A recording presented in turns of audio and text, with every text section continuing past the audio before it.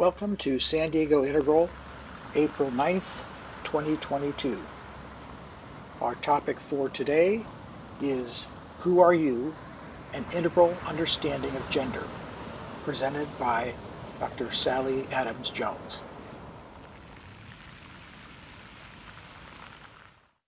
Welcome to San Diego Integral.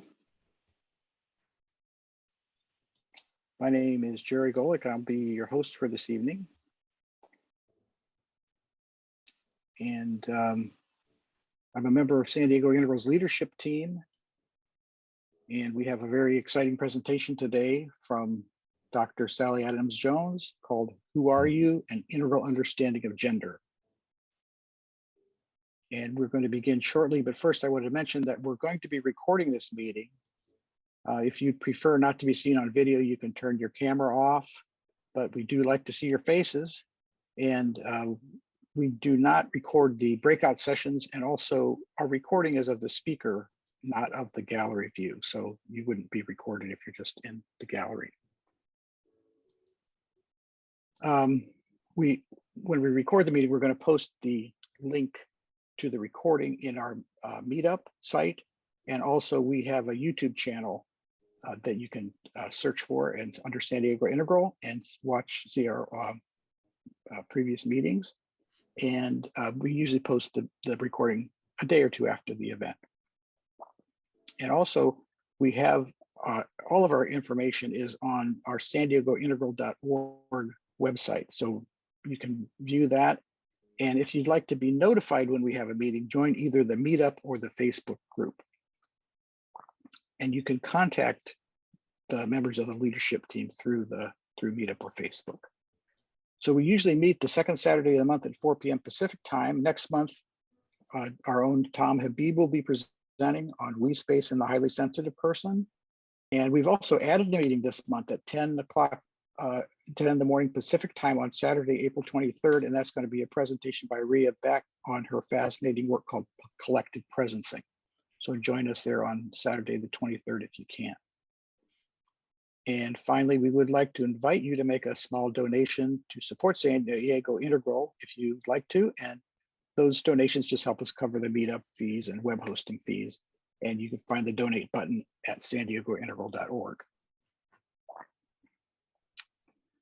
So a few housekeeping details.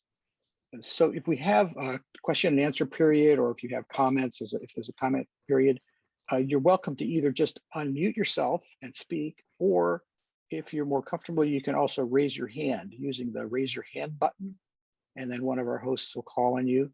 And if you're on a laptop computer or desktop computer, the raise your hand button is under reactions at the bottom of the screen. And if you're on a phone or tablet, you touch the screen to activate the menu at the bottom, and then you can find the raise your hand button under more, which is the 3 little dots. And we do have a chat host who's going to be checking. So if you post questions in the chat, we'll try to give those to our presenter. So feel free to type anything in the chat if you have anything that you need. And this meeting is scheduled to last for 2 hours, and then it ends at 6 p.m. But after the meeting, we keep open for another half hour to an hour to have social time. And that's just further exploration, questions and answers, general discussion. So you're welcome to stick around for that if you would like. At this time, I'd like to lead just a quick centering meditation to bring us all into the space. So if you'd like to take just a moment to kind of take a few deep breaths, settle into your chair. Many of us have a contemplative practice, so do what you do. Close your eyes if you like. Breathe deeply, feel yourself in your chair or your feet on the floor. As you breathe in, feel your breath activate and enliven your body.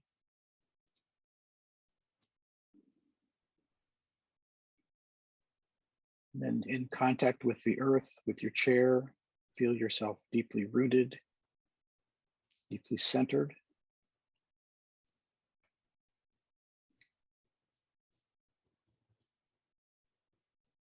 And while staying centered, direct your attention upward, outward, connecting to the heavens and to the infinite space around us, out of which everything arises moment to moment.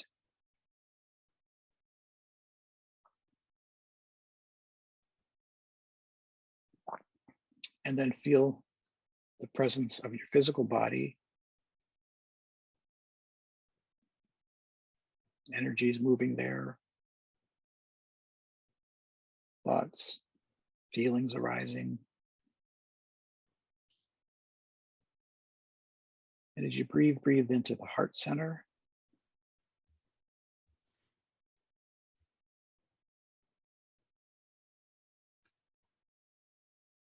And with that heart focus, let's recognize the presence of all of us here today in this group. Of all the places in the world we could be, we've decided to be here with each other. Recognize the preciousness of that connection. And that brings with it the feeling, the desire to be respectful and to appreciate and honor each other in our connection. So if you'd like at this time, bring your attention back to the main room here. Open your eyes, return to the group. And we will start the presentation shortly, but we would like to welcome any newcomers. So at this time, if you are new to San Diego Integral, we'd love to hear just very briefly, we don't have a lot of time, but just very briefly, your name, where you're calling from, and how you heard about us. So feel free to just unmute yourself and do that. Name where you're calling from and how you heard about us. Anybody new today? Hi, I'm Susie Karasik, and I came from Bay Area Integral, and now I'm living in San Diego, and I'm so happy to find you here. I should have been here a long time ago. And you're in Carlsbad. Yes, thank you. Yes, Tom and I are in Carlsbad here, so we're neighbors. Great, welcome. Great. Look forward to meeting you in person, all of you one day. Yes. We'll hope to do it soon. Anybody else new today?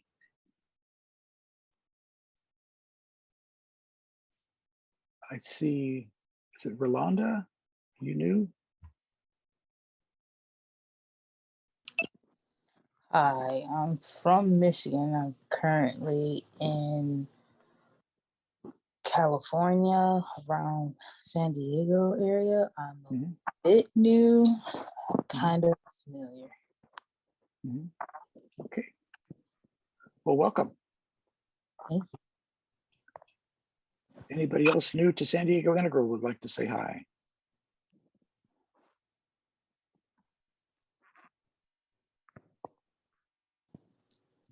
Okay, well, I guess that's it then. Welcome, everybody. Glad you're here.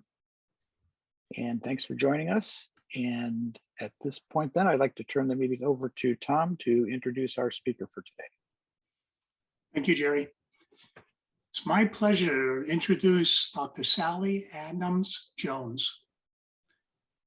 Sally's a therapist, an author, and an artist who's passionate about human transformation, especially through creativity. When you hear the trajectory of her life, it'll make sense why her hands are in so many different areas. She grew up in Durban, South Africa, which was once a British colony. Her father was an architect who taught her to draw, and her mother a ballet dancer who taught her to dance. She attributes her love for words to her British heritage. In 2016, she got a PhD from the University of Victoria in Canada. And this is where the connection is made. The PhD was in art education, which focused on how creativity transforms all of us.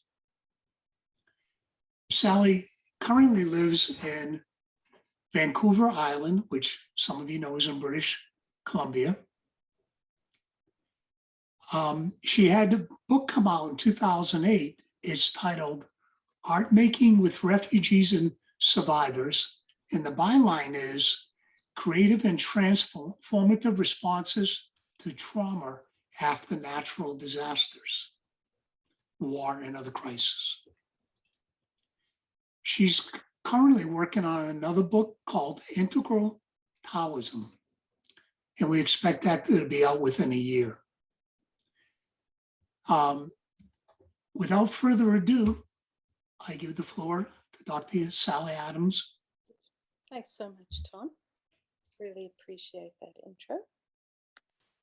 And welcome, everyone. It's really, really good to be with you all. And I see lots of familiar faces and a couple of new ones, and I really appreciate being here.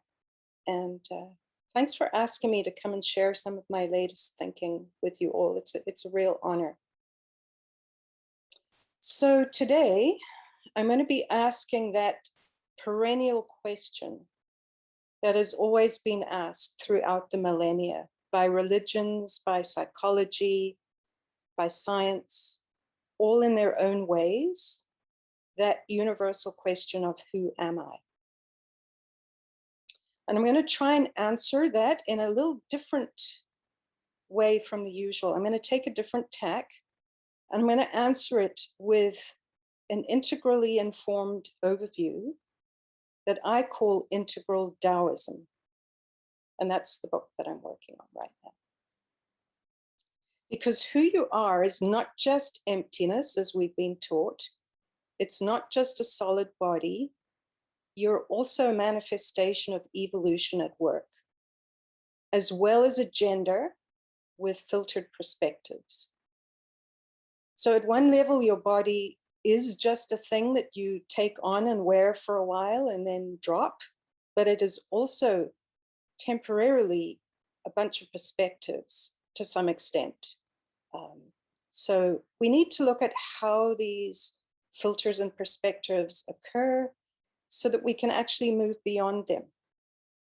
And most of our life, specifically between the ages of 12 and 50, we live in a kind of a hormonal soup as a gendered being. And that can kind of obscure our real identity for a while.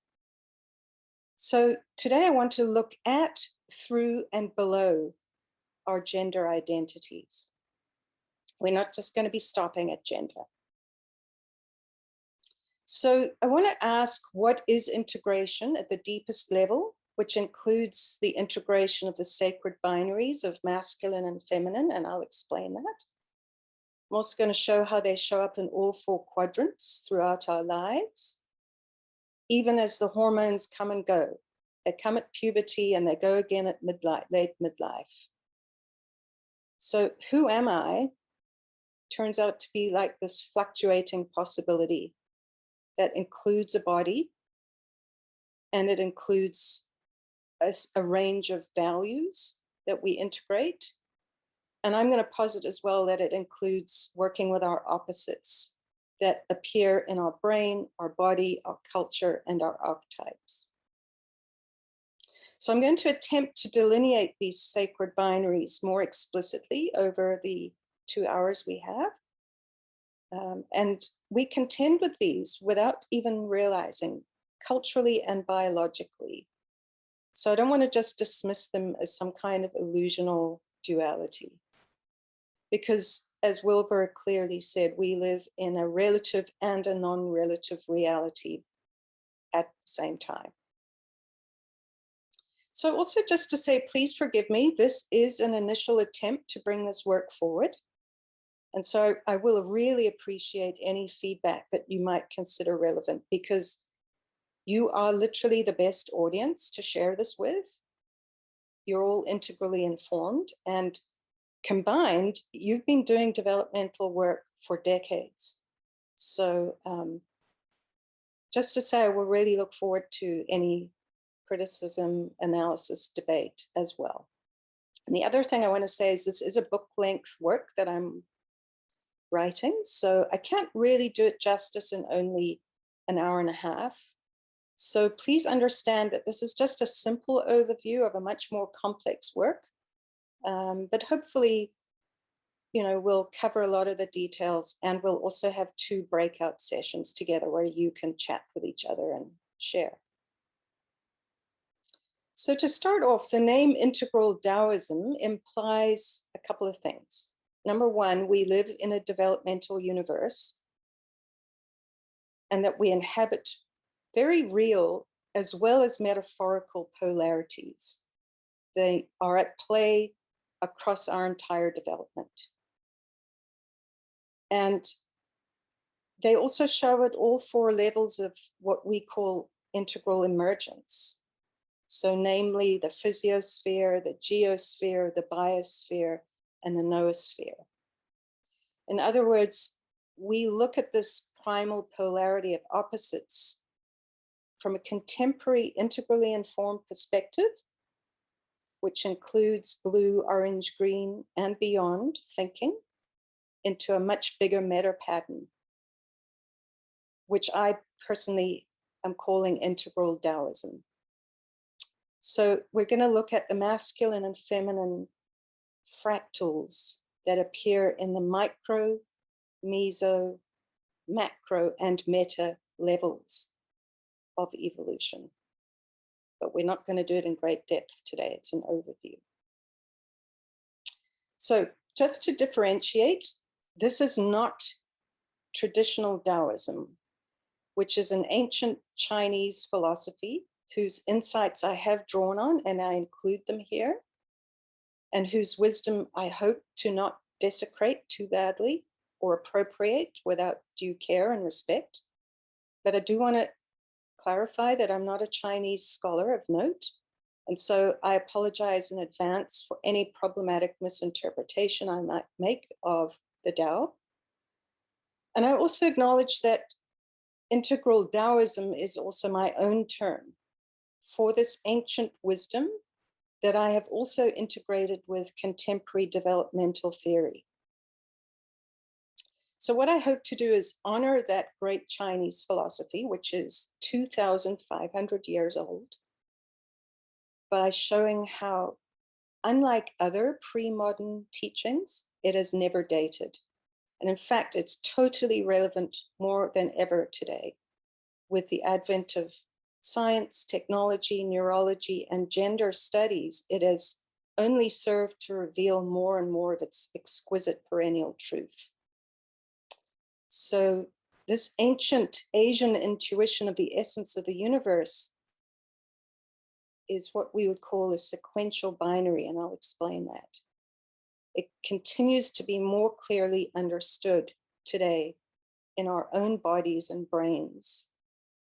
And I'm going to show how that emerges through the 4 quadrants. This is only the second time I'm sharing this publicly. So I invite you to just sit back for a while and relax and receive a little bit of discourse, and then we'll open up the room to your own insights and sharings twice during our time together. But I just want to state clearly from the outset that I'm playing with these ideas poetically and scientifically, but I'm not a physicist, I'm not a biologist or a neurologist, I'm not even a gender expert in an academy. So rather I'm articulating some patterns that I've noticed in the field, and I'm working to develop them further into this theory of some kind of unity that I've noticed. So I'm pulling lots of ideas horizontally in response to what I am observing as the new age and fairly undeveloped green ideas that people are referring to as the divine masculine and the divine feminine. They're proliferating everywhere, and they're fairly naive and they're not integrally informed. So my apologies if I'm not fully developed yet in this theory, but I'm getting there. And I really appreciate your feedback. So I'm wondering, Kathleen, if we can start with the first image, please. So this is the 4 quadrant diagram, but it's specifically of your gendered body and how it relates to self, other, and society. And thank you, Jerry, very much. He used his technical gifts to draw this up for me. Mine was a bit fuzzy. So we're all familiar with this 4-quadrant image by now. This particular version is the tetra-arising of your experiential gendered reality. And I'm going to spend the first part of our session together unpacking how who we are can be answered to some extent by these 4 quadrants. So let's start in the upper right, the individual exterior. And there you have some observable biology. There's a body, it has reproductive organs, it has a predominance of one set of hormones, either testosterone or estrogen. You have a chromosomal makeup, all of which determine whether you will have a strong or weak upper body, wide or narrow hips, lots of hair or not, distributed either on your head, your chin, or your chest, all hormonally determined. And this quadrant also includes medical ways that we can now alter gender through surgical and pharmaceutical intervention. So, and at this level, we also have brain biology with a right and a left hemisphere, which determines to a large extent how we think. So we're going to look more at the bilateral brain in a later image. So let's move over to the upper left quadrant, where we have individual interiors. And this would be where we experience attraction, which attraction would then determine what we call our sexual orientation. So here we have the internal drives towards agency or communion, or as Jung called this polarity, anima and animus. And this quadrant is where we experience internally our masculine and feminine typologies and how we express our yin-yang essence into the world. And we'll explore that later too. So just be aware though that our gender and our orientation and our typology should not be conflated. They fall in different quadrants, although they are inseparable. So for example, just to reiterate, we all know this, a man, for example, can have masculine genitalia and he can be feminine in typology and be attracted to either or all genders. And a woman can have female genitalia, have a masculine body, be a masculine typology, and be attracted to a woman. So the internal experience of our typologies and orientations, they're not static and fixed either, because they actually, there's research now, they can change over a lifetime. So as we mature through the stages and our hormones fluctuate over the life arc, we can change. And it seems that at second tier, there's more of a fluidity available to us as we explore our opposites. And that was David Data's work on fluid typologies. And we're going to look more at that. But just moving down then to the lower left, we have collective interiors. These are the qualities usually displayed and valued in a culture as defined by roles for men and women, which were defined traditionally fairly rigidly by the blue stage of our development, specifically due to religion. But by green, we understand that the archetypes of divine masculine and feminine are more qualities that any gender can possess. So this quadrant develops over time, like all of them. And by integral stages, we're opening up to a more fluid understanding of what we call yin and yang essence. We also now understand the history of changing relationship needs as we move from role mates to soulmates, to wholemates. And I've heard Tom talk beautifully about this relational development. And it's also the work of Martin Uchik, who describes changing collective needs and attraction patterns. He actually describes attraction between couples at every chakra, moving from earliest stages where we outsource either our yin or our yang potential to the opposite partner. And then we move to later stages where we potentially develop our own inner yin and yang. Possibly, he says, to develop evolutionary partnerships at second tier. And we're going to look at that later. It's much more complex by the time we get to second tier. And then we go to the lower right, the final quadrant, where gendered identities are kind of reinforced by institutions such as churches, schools, workplaces, and governments, and how this plays out legally, economically, and politically. So, for example, the one-child policy of China that led to femicide at scale, and which has now led to a shortage of female partners for their young men. And in this quadrant, we also get political movements such as first, second, third, and fourth wave Western feminism and the Me Too movement, for example. So as women moved from blue and reached orange, they began to push to get the vote. That was only about 100 years ago.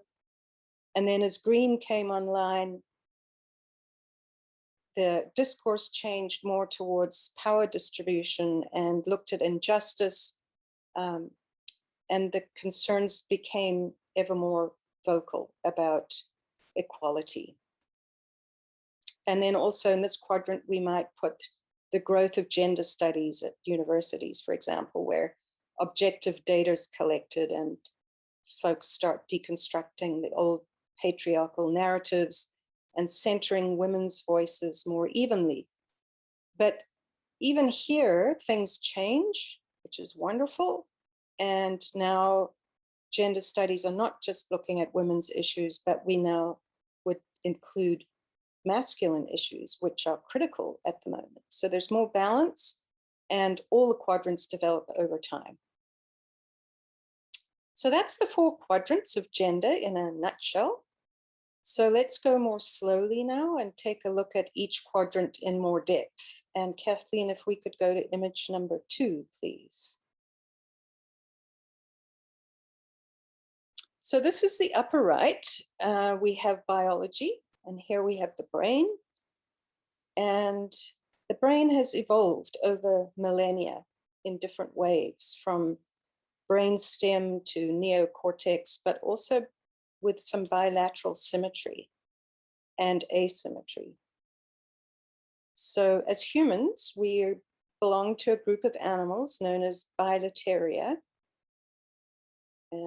This goes back 550 million years, and we're characterized by a near symmetrical brain,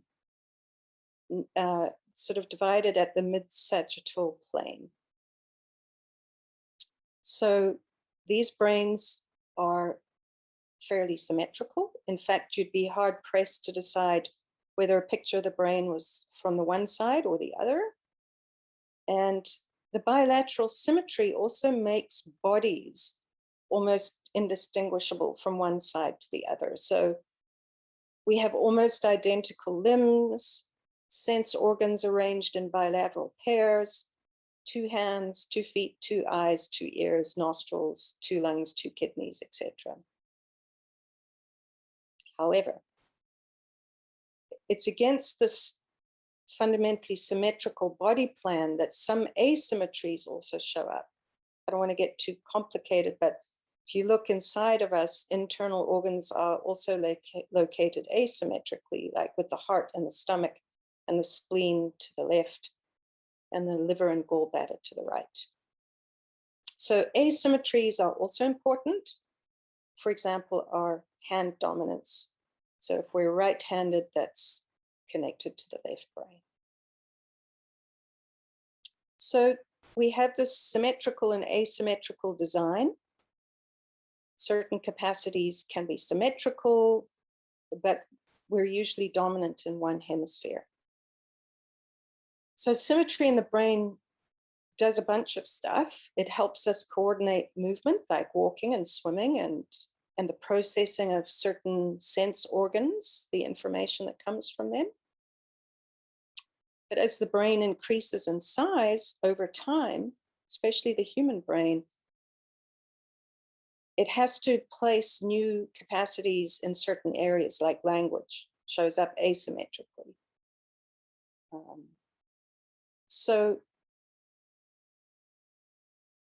generally, the right-handed left hemispheric bias has evolved in most of us, even in most animals, which is interesting. And we also know now that the right hemisphere is dominant for things like emotion in all primates. So this has happened over 30 to 40 million years. It's quite amazing, really. So we have cerebral asymmetries as well as symmetries.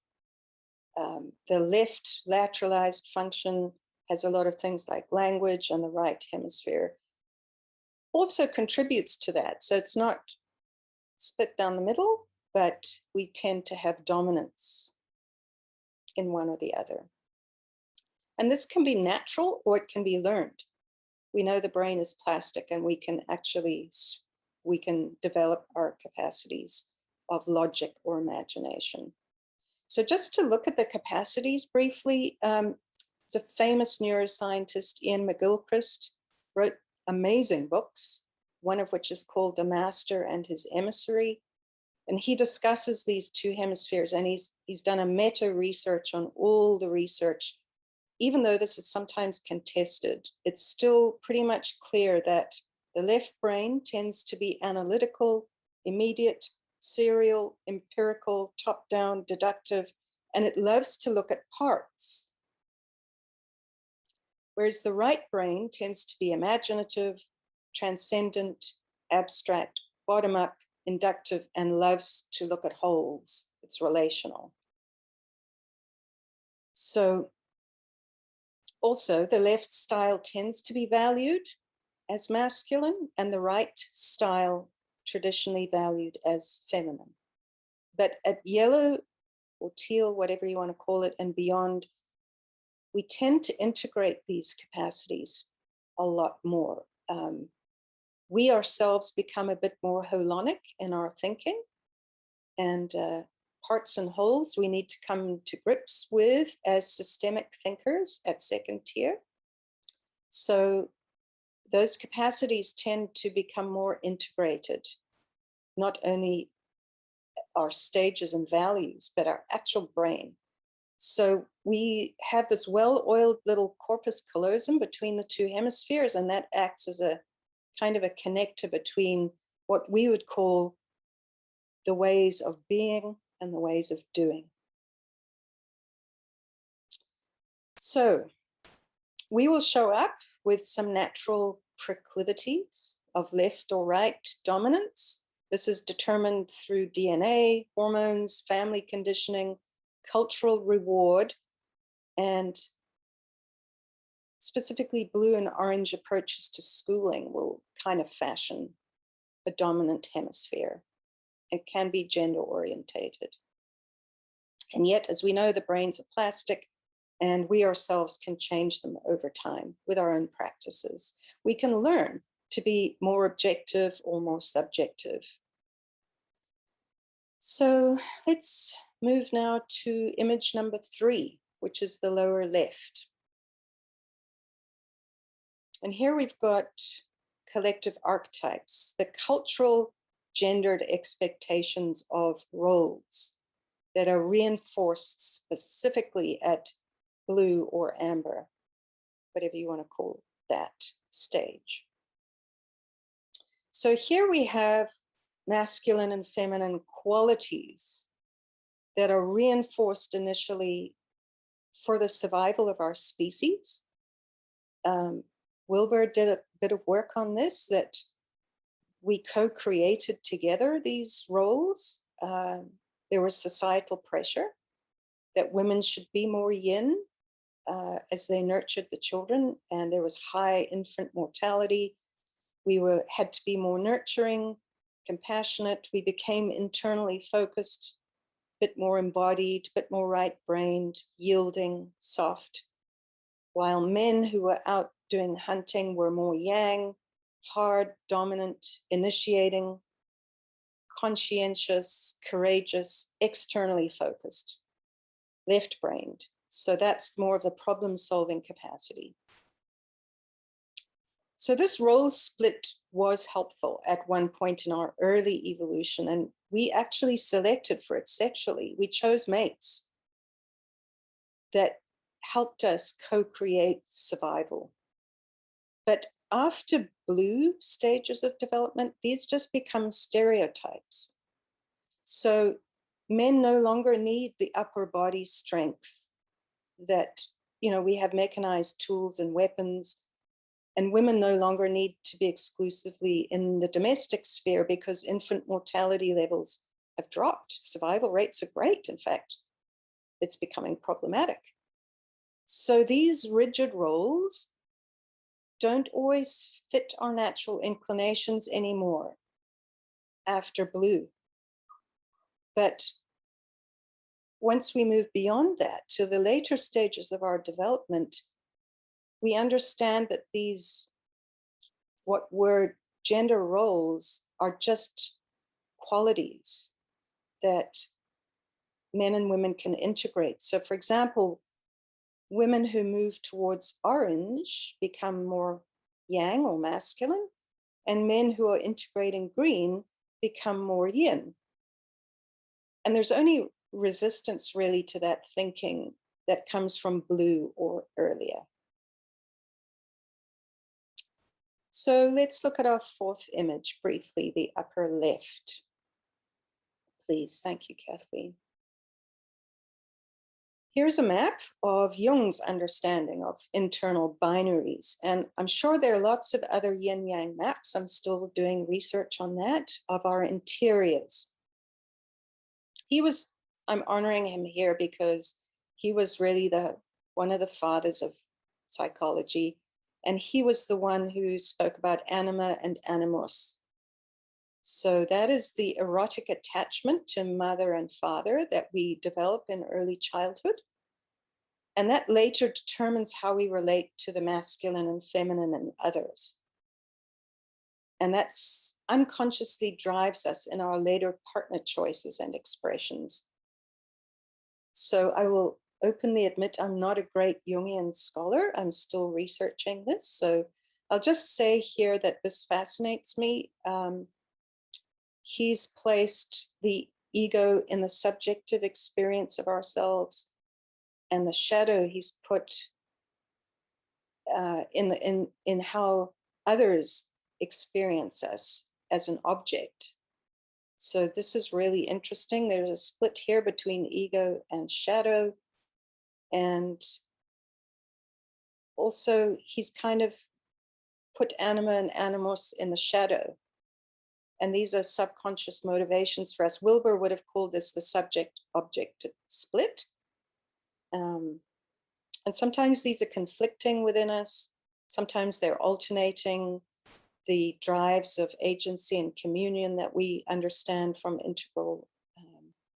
And we're going to have a look and see that they actually fluctuate stadially as well. So that's the tetra-arising of gender in all four quadrants. And the final image, please, Kathleen. We're going to look at how yin and yang oscillate developmentally across the stages. We know this now. This is spiral dynamics, map this. Our agency and communion drives alternate between stages as we lean more towards individuation or communion. So we can see here the hot colors of beige, red, orange, and yellow are the yang values. And the cool colors of purple, blue, green, and turquoise are yin values. So all genders, independent of sex, orientation, or type go through the same stages where we fluctuate between either a need to emerge or a need to merge. And we can see in the top two images there, they indicate the yin-yang oscillation from the side view. And then we have the view from the top of the spiral looking down. But the last image there is from Martin Uchik's book. He mapped how our gender identity is in fact fluid, with the earliest stages quite markedly either yin or yang. And that's probably due to the influx of hormones at puberty and culture and needing to reproduce. But then later, we swap over. Women become more masculine at orange and men more feminine at green. This is just fascinating. And interestingly enough, this kind of corresponds with the hormonal changes. So with menopause, estrogen drops away and women become less recessive. In fact, they become quite vocal and fairly strong. And at andropause, with testosterone dropping away, men become less competitive, less driven, and much more family orientated. So Martin mapped something quite important, I think. And there's an interesting thing that happens at integral stages. He suggests that we then free to integrate yin and yang internally as we feel is authentic. And we become much more unique individuals with a mixture of qualities, our preferences, expressions, and lines of development. We begin to play more. We're much more open and have a deeper authenticity, fairly fluid as we meet other people. There's kind of a dance. We can do the submission, we can do the dominance. We show up, basically. So this can also equate with a later stage transpersonal realization, you know, accomplished through mystical states where we kind of realize that at some level, we are not our body. We're definitely not our gender. We're not our mind. And we can drop identification with any of these things. So we might even notice at that stage that something inside of us is beyond the binary.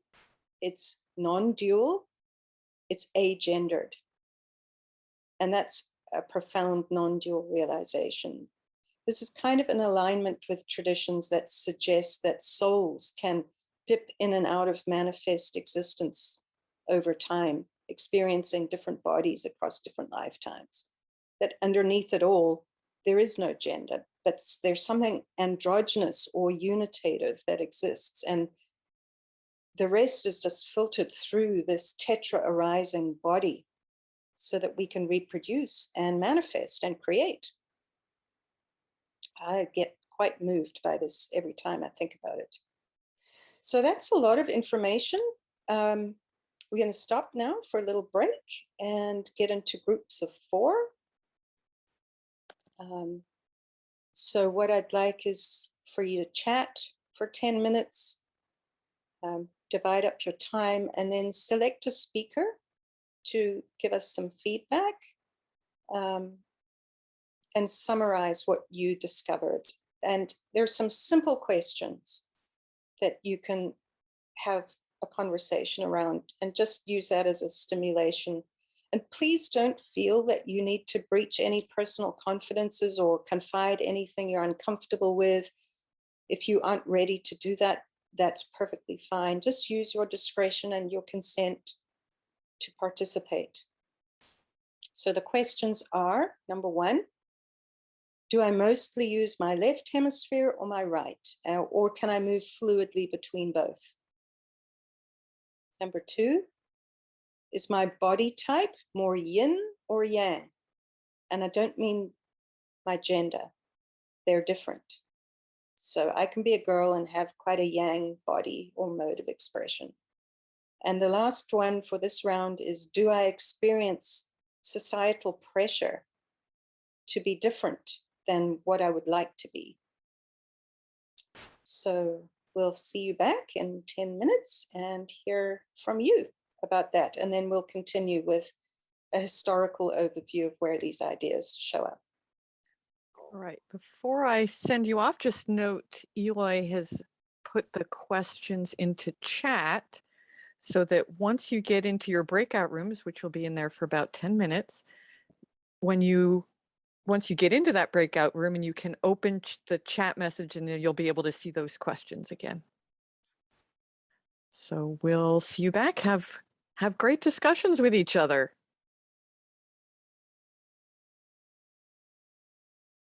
Yeah, so welcome back, everybody. I hope that was interesting, and I would love to hear a couple of sentences from a member from each group about what you thought. And I will take this feedback into my research. You can just put up your hands. There's a little button under reactions, and Kathleen will invite you in.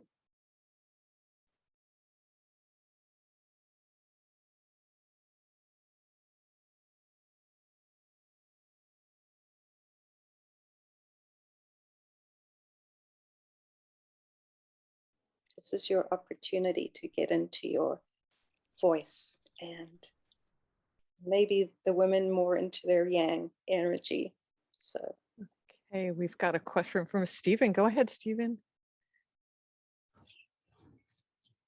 Well, the three men all shared that you can move pretty fluidly, and two of us had broken arms. Mine was when grade school, another man was in high school, and thought about maybe how that contributed to my moving more fluidly, because I'm mostly more rational. And I also thought that because of the trauma, the alcohol in my family as a child, I wonder if that allowed me to be more emotionally in tune too, to be more fluid. So yeah, that's what I have to share. I'm not sure what else we talked about, but yeah, that's what's coming up for me. Thanks. thanks, Stephen. So I'm hearing that sometimes in families, we can have to become more responsive to those around us for our safety. And that could be, helping us develop, even though it's traumatic. And also, did you say your hand got taken out of commission, so you had to use the other one? That's interesting too. Different brain hemisphere.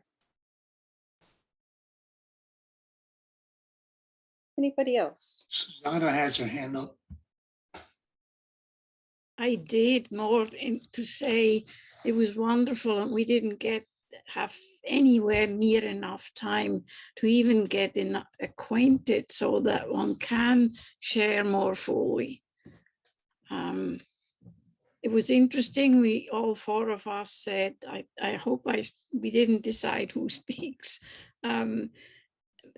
Sort of said they had a tendency towards the left hemisphere to be rational, intellectual, but for myself and for some of the others, I think we're more fluid. We can use both sides. If you notice, I have a face painting because I was at the children's party this afternoon, and I enjoyed it enough not to want to take it off, forgetting that I'm going to come here. So a playfulness, a capacity to live in both worlds fairly fluidly. And one thing that I shared, which I think most women know or people don't know, as I grow older, I actually have physically some more of the male features, like a bigger nose and, a bit of a beard, something I never had. I didn't have any hair. So this is a warning and an invitation to say that is also happening, naturally changing. Beautifully said. Thank you, Susanna. And I'm sure that all of us in this group tend to have a little bit more of logic because we're interested in philosophy. So there's that we've already selected in this group, the kind of brains we have. So that's fascinating. Anybody else? Yeah, I'll just mention real quickly that I noticed that I went from yang to yin through hormone changes over the period of a lifetime. And also this whole, it's not just integral, but a lot of the meta-modern philosophies and have gotten into the embodiment. And that's been a huge shift for me to go from all this intellectual stuff to actually embodying and living the things we're learning. Beautiful, Eloy, would you say that that's indicative of becoming integral at second tier? I'd have to speculate since I don't consider myself at second tier, but yes. I got some comments. Kind of tracking what Eloy said is Warren Farrell cites a study that depending on age, men think of sex every 3 to 12 minutes. And I love getting older because I got 12 minutes of clarity. I can actually think with the frontal cortex. And wow, it feels great to be able to do that. And the changes I shared in the group, that integral, I used to love integral for the intellectual side of it. And just the lattice scaffolding it provided to integrate all the different psychological theories. And as I went along, really being able to feel it. And I got working on the we space and things like that. That seemed far more important. And gratefully, San Diego Integral went in that direction too, thanks to Sandy Brim, who saw the need before I did. So it does change. As our bodies age, it does change, which I'm grateful for the ride. It's not a straight ride. It's kind of like a roller coaster. Thank you. Thank you, Tom, for pointing out the freedom beyond andropause and menopause. I would agree. There's a clarity, a new clarity. So just to notice that that's one of the filters where we don't even really discuss hormones as a perspective or a filter or how it clouds our view. Anybody else? Yeah, we've got Tamara has a question. Go ahead. Not a question, just a comment. Also, it was not very common in my generation. I mean, when I was young, nobody talked about bisexual or whatever. I was physically, I was definitely woman, heterosexual, everything. But identity-wise, I was definitely androgynous, and I could never even understood feminism. I mean, not the obvious abuse or injustice or whatever, but the extreme of it, and all this blame of male and patriarchy and all that kind of stuff. So, and I could have told you why. I kind of nice talk with a friend why women are miserable and then why men are miserable and stuff. And I felt so much both.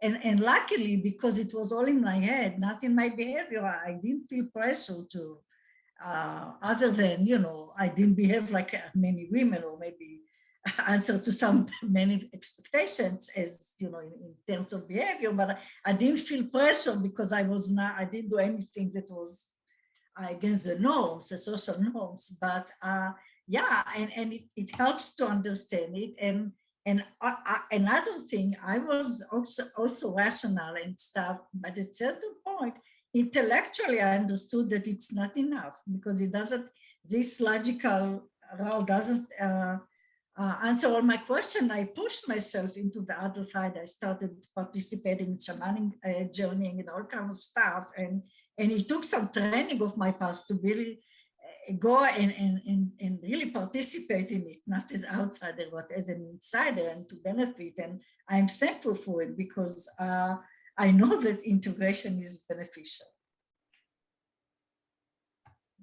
Thank you. Larry. Yeah, thanks. Some of you will enjoy this. Well, first I'll go back to, I was the other guy that I had broken my hand. I was right-hand dominant and I broke that hand. So in 11th grade, so I learned to write with my left hand. I learned to do sports with my left hand. So I became very ambidextrous. But in terms of integral, I started breaking into integral stuff about 30 years ago, but it was about 10, 15 years ago that the feminine was really rising. And it was rising so much, I actually went into exploring, am I gay? And I was sincerely looking at that, am I gay? And I remember telling my good buddy back then and his wife, I said, you know, I'm wondering if I'm gay. They literally fell out of their chairs on the floor laughing. And I'm saying, oh, I'm serious, you guys. I'm wondering if I'm gay. And so I really looked at it. And I looked at the feminine, you know, becoming more prominent in my life, and the masculine, how did that fit in and how did they integrate? And I discovered I wasn't gay, but I appreciated the inquiry and the courage to actually, as a man, to look at that and to move through it and to get clear of, well, yeah, I have a good balance of the left brain, right brain, masculine and feminine as genders. I'm definitely dressed and appear male. I am male. And anyhow, so I thought I'd share that little vulnerability there. Beautiful. Thank you so much for saying that, Larry. I think many of us question, not only at puberty, but post-andropause and menopause as well. Thank you for saying that. I appreciate it. Right. And Shara's had her hand up. Right. No, I think this is wonderful. And I can see why we need more time, because there's so many of us are in a sense chasing non-dual consciousness, but yet don't talk about the original binary, male, female, and this intricate relationship between the two. And what came to me in the presentation was as we move in consciousness and developing consciousness, you know, there's a recognition that there's an essence beyond constructs. And with that recognition, there's almost an inherent requirement for fluidity. But yet, in your chart, our external and internal cultural and role institutions really aren't reinforcing that.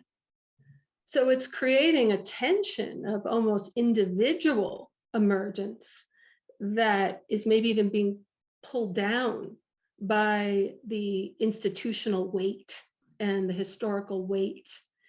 And, you know, interestingly, I even see that in second tier communities, that there still seems to be a centering of the verbal, the written, and a lot of the writings and books and podcasts and interviewers and people being interviewed are predominantly male.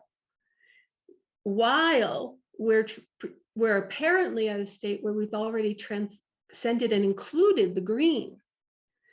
So it's an inquiry for me of what that means, what's going on, what the repercussions are, and really what my place is actually as my sense of self evolves and becomes fluid itself. Yeah, great, Shara. You mentioned there that containers can reflect values, as does the content. So I've noticed that there's a lot of content claiming to be integral, but the container itself isn't. So there's a dichotomy there. So the more women step into their orange, step up into their voice, the more they will be included too. So that's the other thing is we need to show up.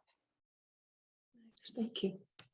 Thank you. I think we should move forward, and we will have another opportunity to share some more at the end.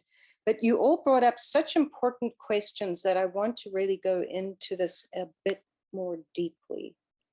And then we will share again. And if you're welcome to stay and chat, if we haven't had enough time, we can go till 7. So I just wanted to now give you this. I didn't suck this out of my thumb. It didn't just arrive in my head, fully conceived. I've been tracking this historically and culturally for some time. Mainly, I think, because I've received a lot of pressure to be smaller than I am over my life. And I was wondering, what is that? And, you know, like Larry at adolescence, I thought, well, I must be more yang than is acceptable. Maybe that means I'm gay. What does that mean? You know, and then just a lifelong questioning. So I've been tracking this. So let's go into this more deeply. I want to give an overview of these polarities, because I think they're bigger than integral maps. They're the container. Integral, the tetra-arising, that's how the Tao shows up. So this is a more inclusive map as far as I'm concerned, but I'm going out on a limb here. So let's track it right back. The original philosophy of the Tao emerged very early on. It was pre-modern Chinese thinking, 600 years BC. Like, wow, they saw this clearly. So the Tao, T-A-O, means the way or the path, or loosely described as doctrinal principle or holistic belief. And it describes the natural order of the universe itself. Like, they were thinking about the whole universe even then. You know, we call this evolutionary thinking now, but they were thinking big picture. And they looked at how we have to discern to reach our full potential, this binary. So in the Taoist view, this intuitive knowing of life, they felt could not be grasped through a map. It was not conceptual. It was discoverable beyond the rational through observation and embodied experience. So it's believed that a fellow called Lao Tzu wrote the Tao Te Ching about 600 years BCE. And this little book states, the Tao that can be told is not the eternal Tao. So they felt it was beyond language. So here I am trying to language it, but that's not pure Taoism as far as they're concerned. And yet this little book has been translated more than any other book in history apart from the Bible. So we don't even consider it as a classic in our Western sacred texts. But what it does is help us see how the cosmos was built from a binary. So what I did was take this philosophy and then look at it through evolutionary spirituality at the micro, meso, macro, and meta levels. That sounds fancy, I'll explain it. Which we now just simply call evolution. So the Tao arises in our interiors and the exteriors as both independent but interdependent structures. So it's kind of a metaphysical psychology that I'm trying to develop here. And it's how we relate to ourselves, to others, and to the universe. And it helps us see that we're a fractal of a natural pattern. And it's teaching us that humans are actually built to receive and contain a universal power if they open themselves up to it. And I'll explain that. We can make our lives an expression of the Tao, because it describes the central creative power of the universe that wants to manifest through us, and suggests that nothing else will actually fulfill us until we're doing that, until we allow the flow to work through us. So what I did was I took the more current developmental maps and overlaid them on Taoist teachings, because they all talk about emergence, and that to me is the core. What is emergence? And this is because my day job is an expressive arts therapist. So I'm personally helping folks find their creativity. And I had to help explain to them, what is this point of emergence in all of our bodies that we can find? How do we locate that? How do things literally emerge from us? How does something come out of nothing through our bodies as we create products, whether that's art or music or written text? And I couldn't help but notice that emergence is a yin-yang activity. So I had to start teaching this to clients. So this is where this came from. So let me explain it a little bit.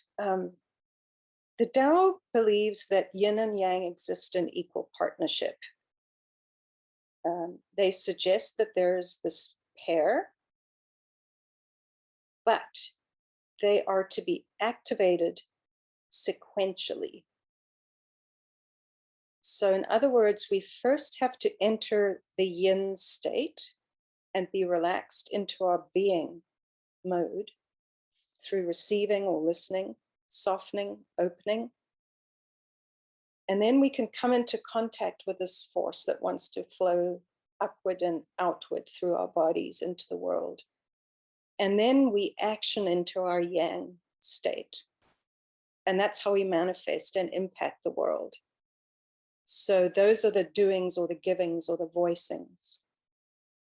So in this view, all doings need to be first sourced in our being. So that every created entity that we see around us is unique in the way that they do this. They have a specific reception of that energy. But humans in particular, and we'll talk about the noosphere, we are gifted in this way that we can manifest more than other animals can. So the Tao is basically a movement from source through us out to the 10,000 things. And that is also called flow. And we can participate consciously in that flow if we soften, open, and receive. So in classical Taoism, the virtue is considered to be opening to that flow by coming into the relaxed yin state. Otherwise, it's our ego that is the initiator of the action. And then the ego can cut off that sacred flow. And we can become rigid and defended and proud. Unless we're aware of how our masculine has to be informed by our feminine. So in the Taoist view, our state fluctuations are critical. They determine our action. And then it's not what do we do, but how do we do it and from what source? And you know, this is not only Chinese thinking, which I really revere. It's also Hindu philosophy. The non-doing of all doing shows up in the Bhagavad Gita, where the whole book is about how ego, we can act from ego or act from source.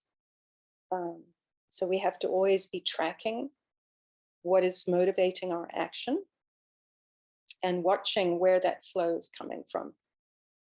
And it's the feminine principle is the way we connect to the divine or the right brain, which then inspires the left brain to go out and problem solve. So that's the masculine penetration into the world.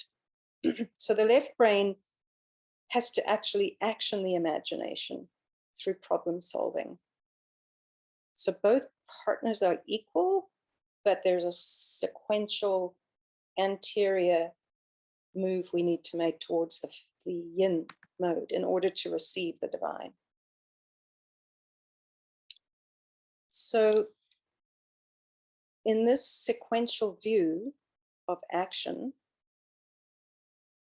all people, regardless of their sex, regardless of their gender or their typology, need to learn to sequentialize yin and yang seamlessly. So in this way, our primary responsibility is to become a conduit and expression for the supreme creative power of the universe through us. So all our actions should flow from this primary identity rather than from our mind or our ego or our gendered identity. And then we can really create without claiming ownership. We don't take credit. We guide people and others without interfering, but we really find our true source of power.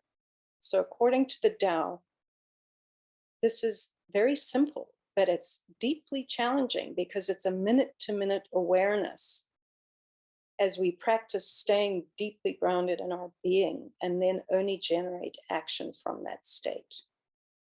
And then if we do that enough, our brain is rewired and we actually stabilize as this incredibly inspired being.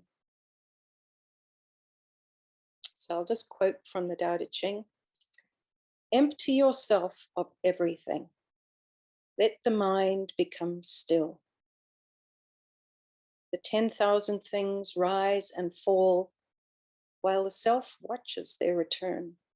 They grow and flourish and then return to the source, returning to the source of stillness.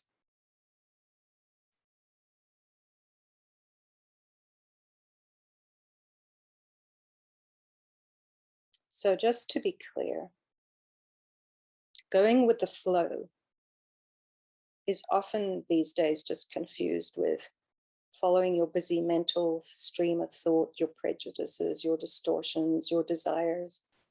But the Tao is not that. It's not lazy, it's not undisciplined, it's not noisy, and it's not sloppy. It is a minute-to-minute discipline of ensuring that your action comes from non-action. And that's the great sacred skill described in India and China in their sacred books.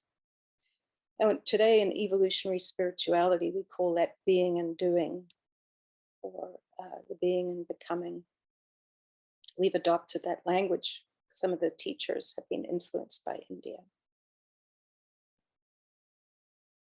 To quote, the Tao abides in non-action, yet nothing is left undone.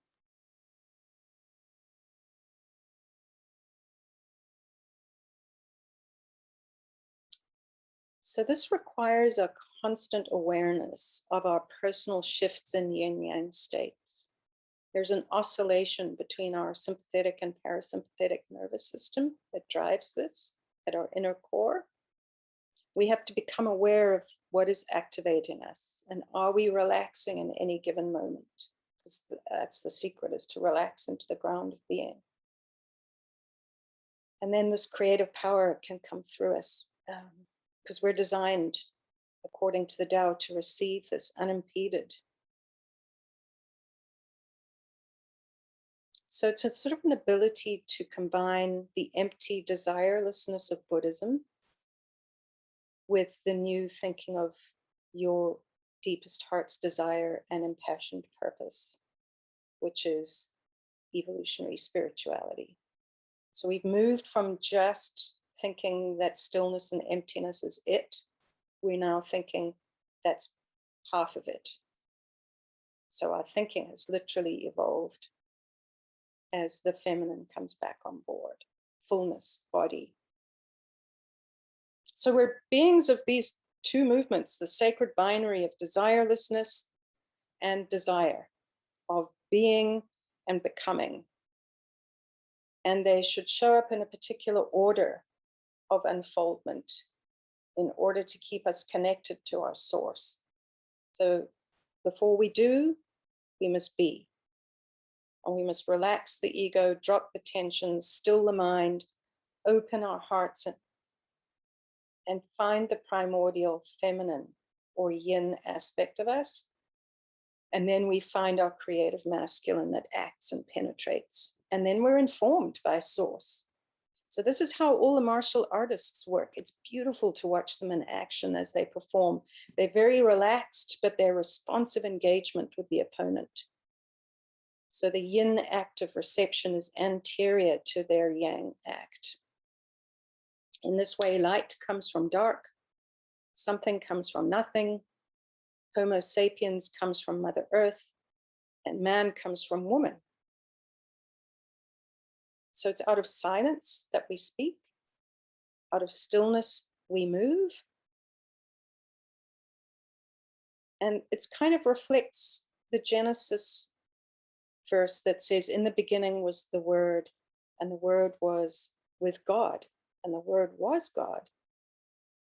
He was in the beginning with God, and all things were made through him, and without him was not anything made that was made. So it's kind of really understanding that we're a full body instrument for the divine, and how we do that, even the words and the actions.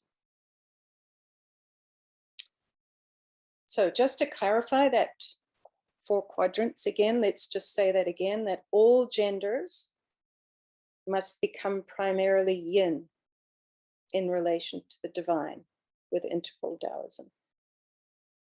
Our bodies can become receptors and instruments for sacred flow in their unique yin-yang materialization.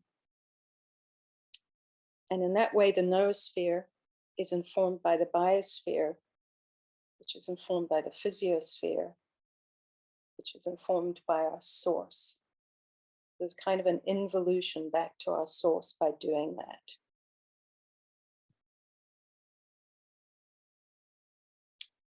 And in this way, the Tao understands that enlightenment is fully embodied, it's connected, and it's relational to our primordial, ever-present origin, as Gebser called it, as well as the world and how it manifests. We are the link. The body is the link. So in this way, the Big Bang of the first creation continues to unfold through us, continuously through the 4 quadrants. Creation didn't just happen once, it happens in every nanosecond through the body as a divine instrument.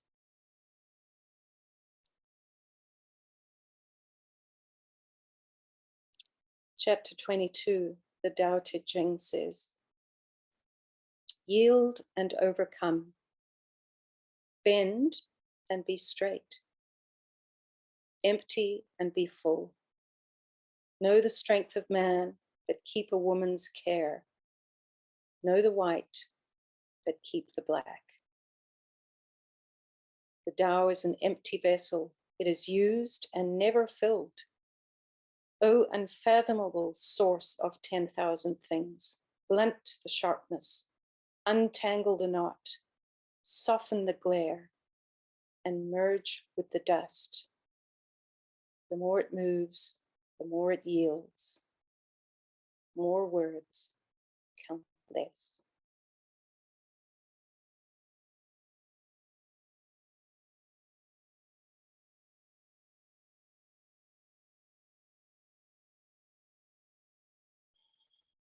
So the object of spiritual practice then, in this view, is to become one with the Tao by harmonizing one's will with the natural fractal patterns to achieve effortless action, or they call it wu-wei. It's beautiful, W-U-W-E-I, wu-wei.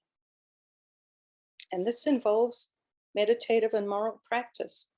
It's a central tenet of the Tao, that it takes practice until we can perfectly align with what Jean Gebser called the ever-present origin that wells up through all forms and mutates into this complex existence.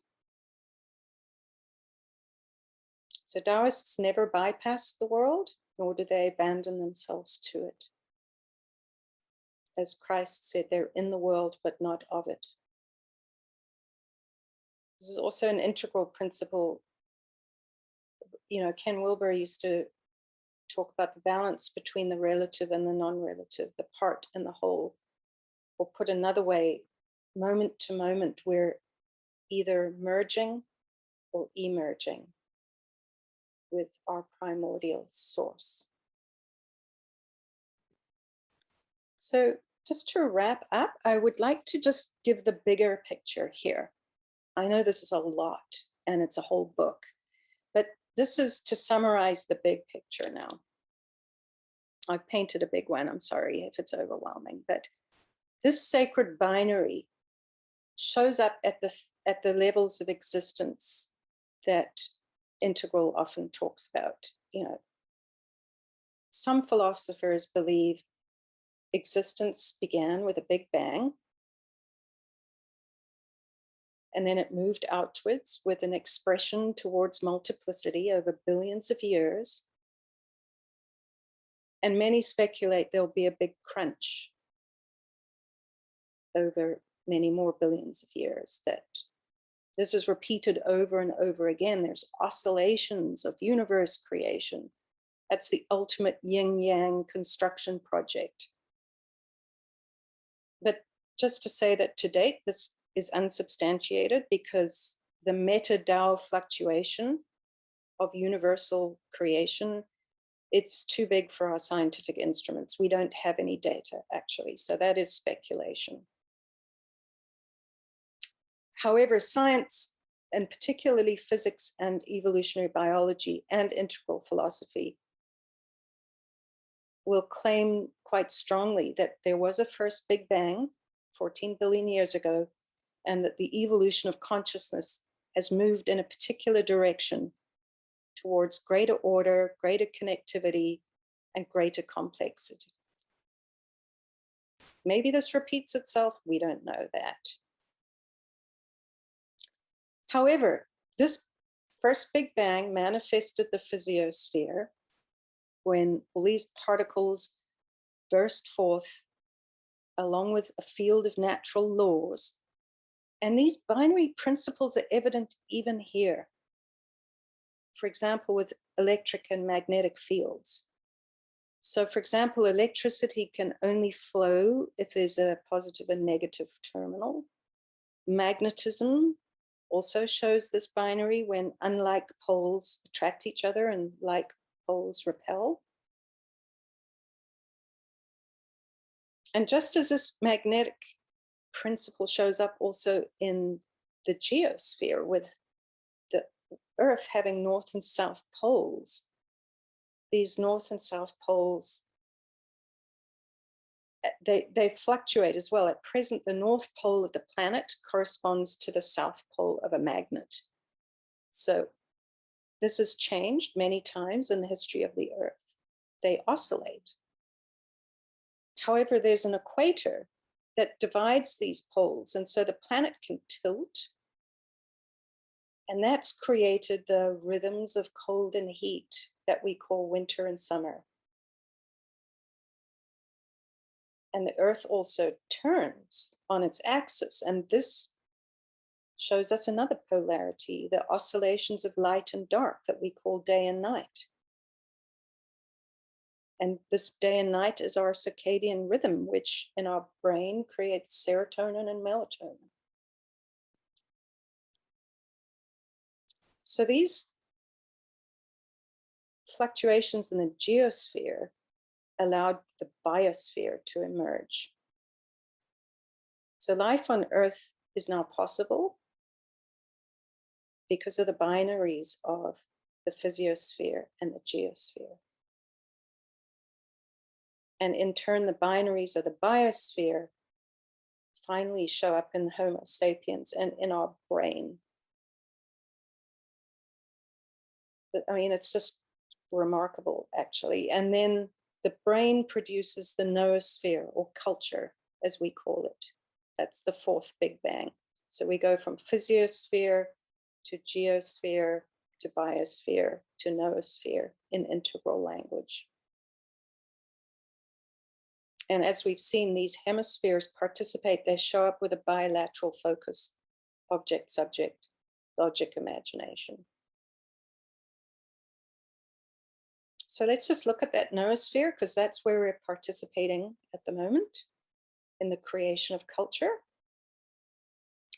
These yin-yang archetypes, I think it was Shara was saying earlier that they've showed up, or one of us in the group. Oh, somebody's writing fiction, that's right, in my group was saying they use these protagonists in their own fiction writing. And these protagonists have showed up throughout our cultural history and stories. So the Hebrews, for example, believed that God's presence actually appears in the sacred space between the male and the female. The two little cherubim on the Ark of the Covenant. They believe that that's where God speaks from, that tension and energy between the opposites. It's a third space, is the holy voice, or the Shekinah, as they say in the Talmud. A man and a woman, if they merit, the Shekinah is between them. And then throughout history, it's shown up. The Sumerians, the Mesopotamians, they had ritualized fertility rites to stimulate more abundance. The Greeks took this even further, and they expanded these rites to have literally wedding rituals, enacting yin-yang unions between kings and priestesses, or queens and priests. They called this hieros gamos. Sacred sexual ritualized intercourse that symbolized the union of the opposites and which would ensure an abundance. This showed up in Hindu thought with beautiful pairings of the male and female gods, the Shiva and Shakti, Rama and Sita. It even showed up in one of their gods called Ardhanarishvara, where Shiva and Parvati become one.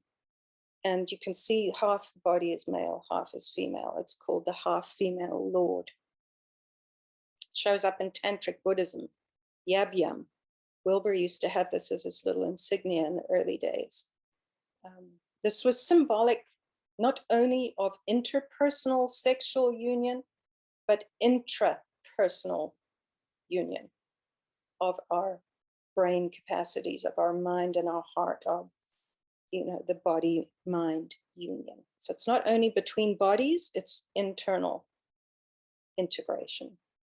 It shows up in the Wicca religions. They have a dagger that goes into the chalice in one of their rituals. So that's the penetration of the masculine and the feminine. So like literally in all cultures, this has shown up as some kind of intuition of what we need to do in our work here, how to cultivate harmonious flow. So I just want to point out before we end, though, that over time, the equality of the pair became a hierarchy. In earlier times, yin was anterior to yang, it was sequential. But then the Semitic religions wrote the feminine out of the story almost completely. There was no more reverence for the yin part. They were written out. There were only male priests, male prophets, males as heads of households, even a male trinity, and women were slowly silenced in the churches, synagogues, and mosques. But that's changing. That's the wonderful thing about orange and green. That was pre-modern. Modernity has changed things. The upper body strength of the man is no longer that essential for our survival. And according to spiral dynamics, our value sets fluctuate anyway, whether we're male or female. So there's bigger stories within stories about these values, which is, it's quite a symphony actually of polarities. I think if we stop right now, we'll have just barely room for 10 minutes breakout. Did you want to still do that? Absolutely. Yeah. So I was just going to ask that final question. Now that we've understood how many dimensions it shows up, thank you, Kathleen. Could you post the questions? Uh-huh. Okay.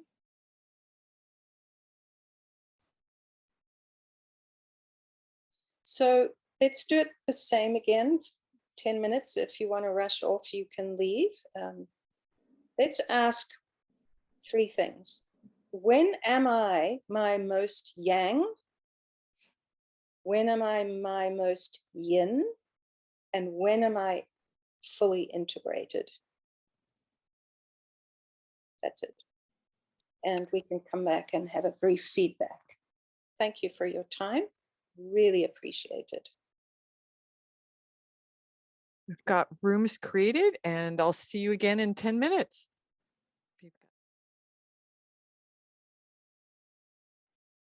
So welcome back, everybody. And I think we should just open it to the floor for popcorn feedback, whatever you would like to share. And then we'd like a couple minutes, maybe just for a couple minutes, and we'll do some announcements, and then we can have more sharing starting at 6 o'clock, or maybe we'll do announcements, and then whoever can stay can continue after 6 o'clock. How's that? Perfect. All right. Yeah, we could. I'll go ahead and jump in here and close the formal part of the meeting here. So before we hit 6 o'clock and close that, I want to thank you, Sally, for being here and for your presentation today. That's very interesting ideas, very deep, very evocative. So we appreciate that, and I'm sure that'll be with us all processing for quite some time here. And so thank you for that. And is there somewhere that like a website or something where we can get your more information or anything? Would you? Yeah, you can just go to my website, is myname.com, sallyadnamsjones.com, and you can see what I get up to there. Okay, and we have we'll post that in the chat. I think maybe Eloy could do that for us. And then also just a quick reminder for everyone to visit our website, sandiegointegral.org. That's where we list our upcoming events.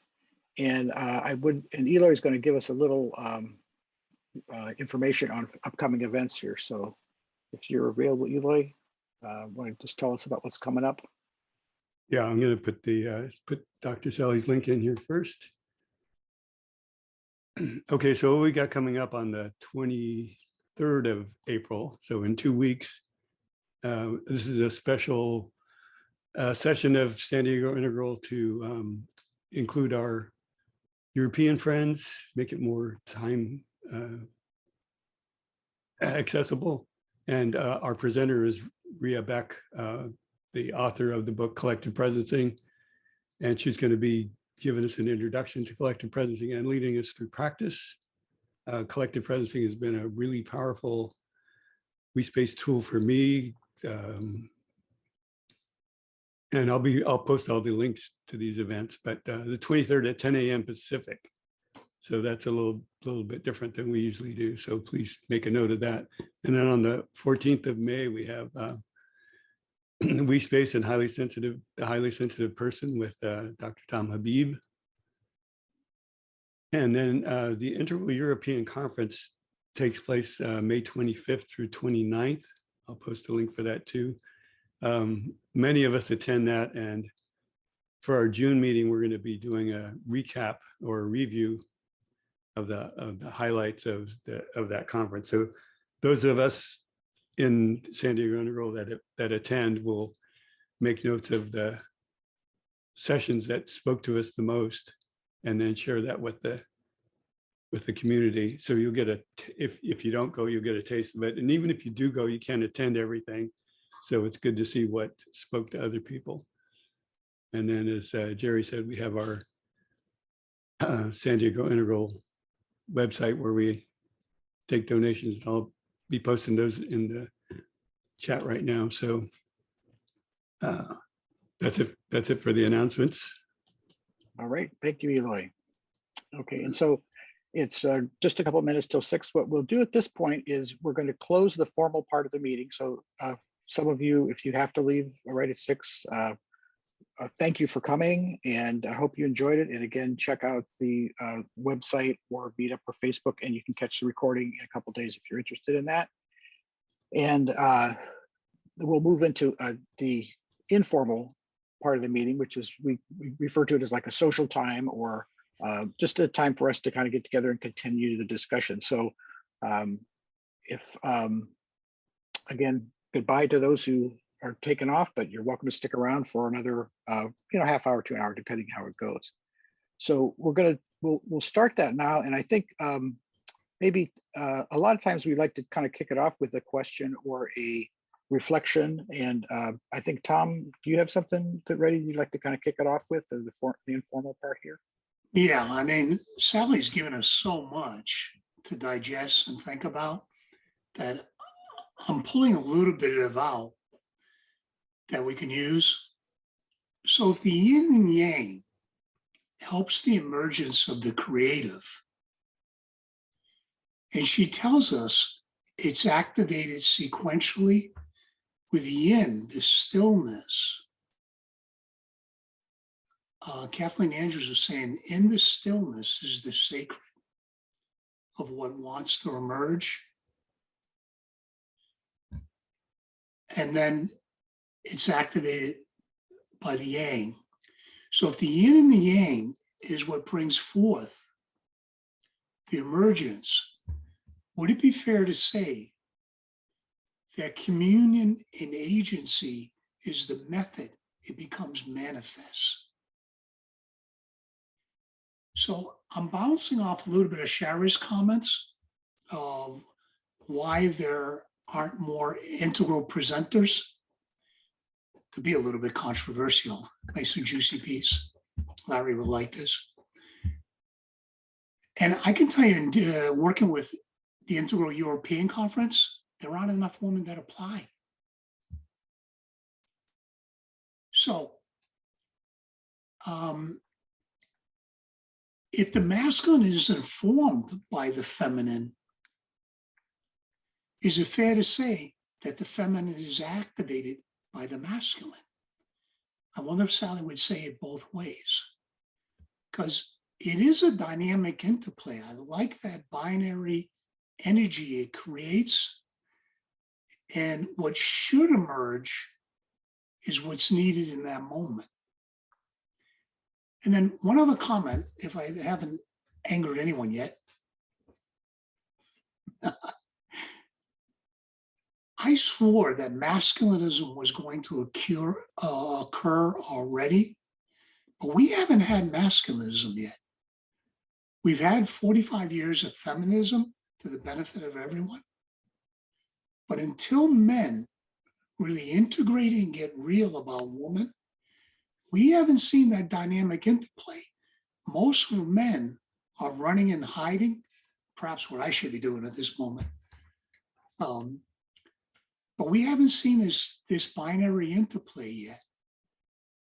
So that's a summary of my thoughts. I know I'm watering it down, but I'll let all of you elaborate and attack it any way you want. So for this phase, if I would say, if you would like to comment, respond, or whatever, you can use the raise your hand button, or if it's not very busy, just feel free to unmute yourself and go ahead. And Sally, as our presenter, if you wish, feel free to jump in anytime with response or comment or whatever. So anybody interested in responding to Tom? Yes, Tom, I would eagerly welcome a movement that you just spoke of. I am working with these very energies in my visionary fiction. I'm up to my armpits in these swirling energies. I would love to see a masculine kind of processing on that is the counterpart of feminism, and an active engagement and even an erotic engagement in the real meaning of erotic, which is the eros in Ken Wilber's term, where different entities come together with energy exchange to create something greater. 3 cheers.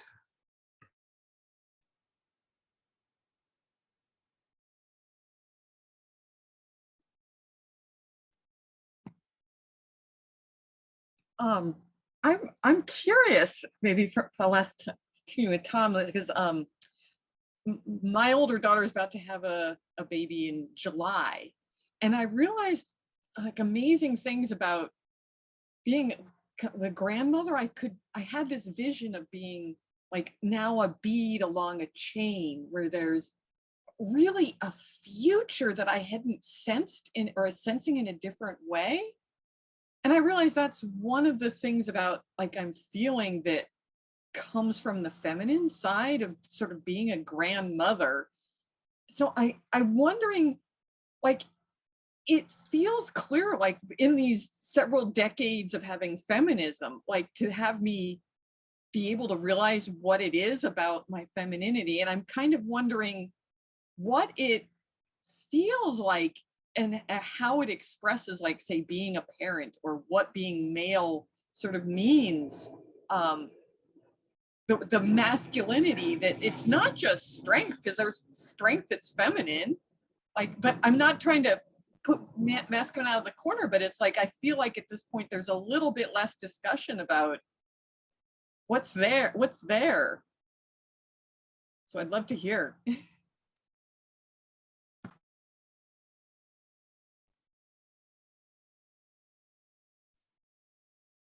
I kind of feel like what we experience as women in those upper two quadrants, the internal eye and the external eye, is very different than what we experience in the lower two quadrants. It's almost like there's this dividing line in our lives where we can feel one way about being feminine and masculine, the yin and the yang in those upper two quadrants, but we're fighting forces that we don't have a lot of control over in those lower two quadrants. So for me, there is a bifurcation with that.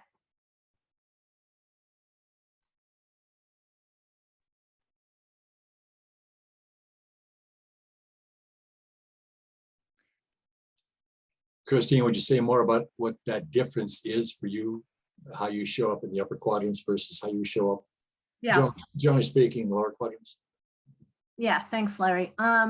Yeah, I feel like the upper two quadrants can be more integrated, that there's maybe less distinction, and I feel more, the ability to bounce back and forth between the yin and the yang. However, when I'm in relationship, or when I'm in culture, or when I'm working in systems, I have reflected over the course of my career. Have there been ways that I've been held back by being a woman?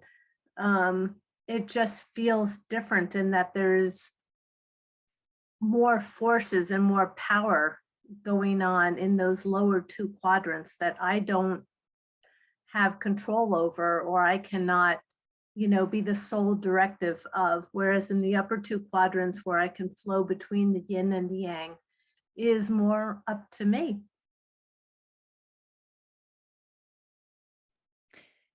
If I may jump in and add something regarding what Christine is saying, this is something that I've observed myself.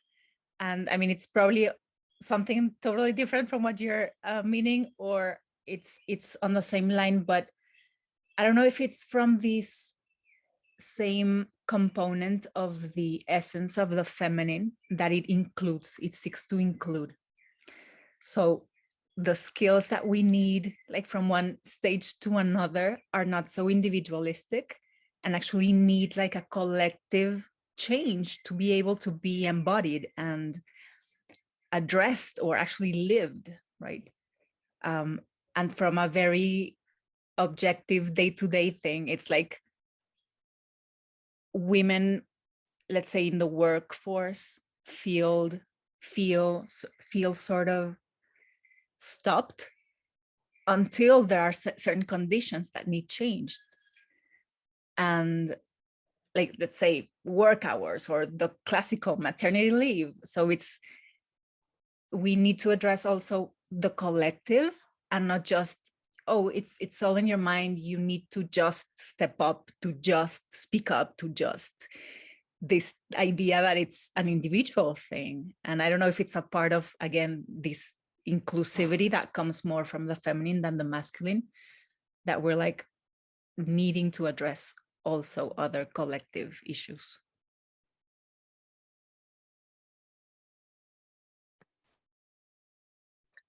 Yeah, and I think one of the things I didn't get around to having time to say is how shame plays a big role in how we express. So the blue period in our history was about keeping the law and order, and shame was used if you changed your perceived gender role.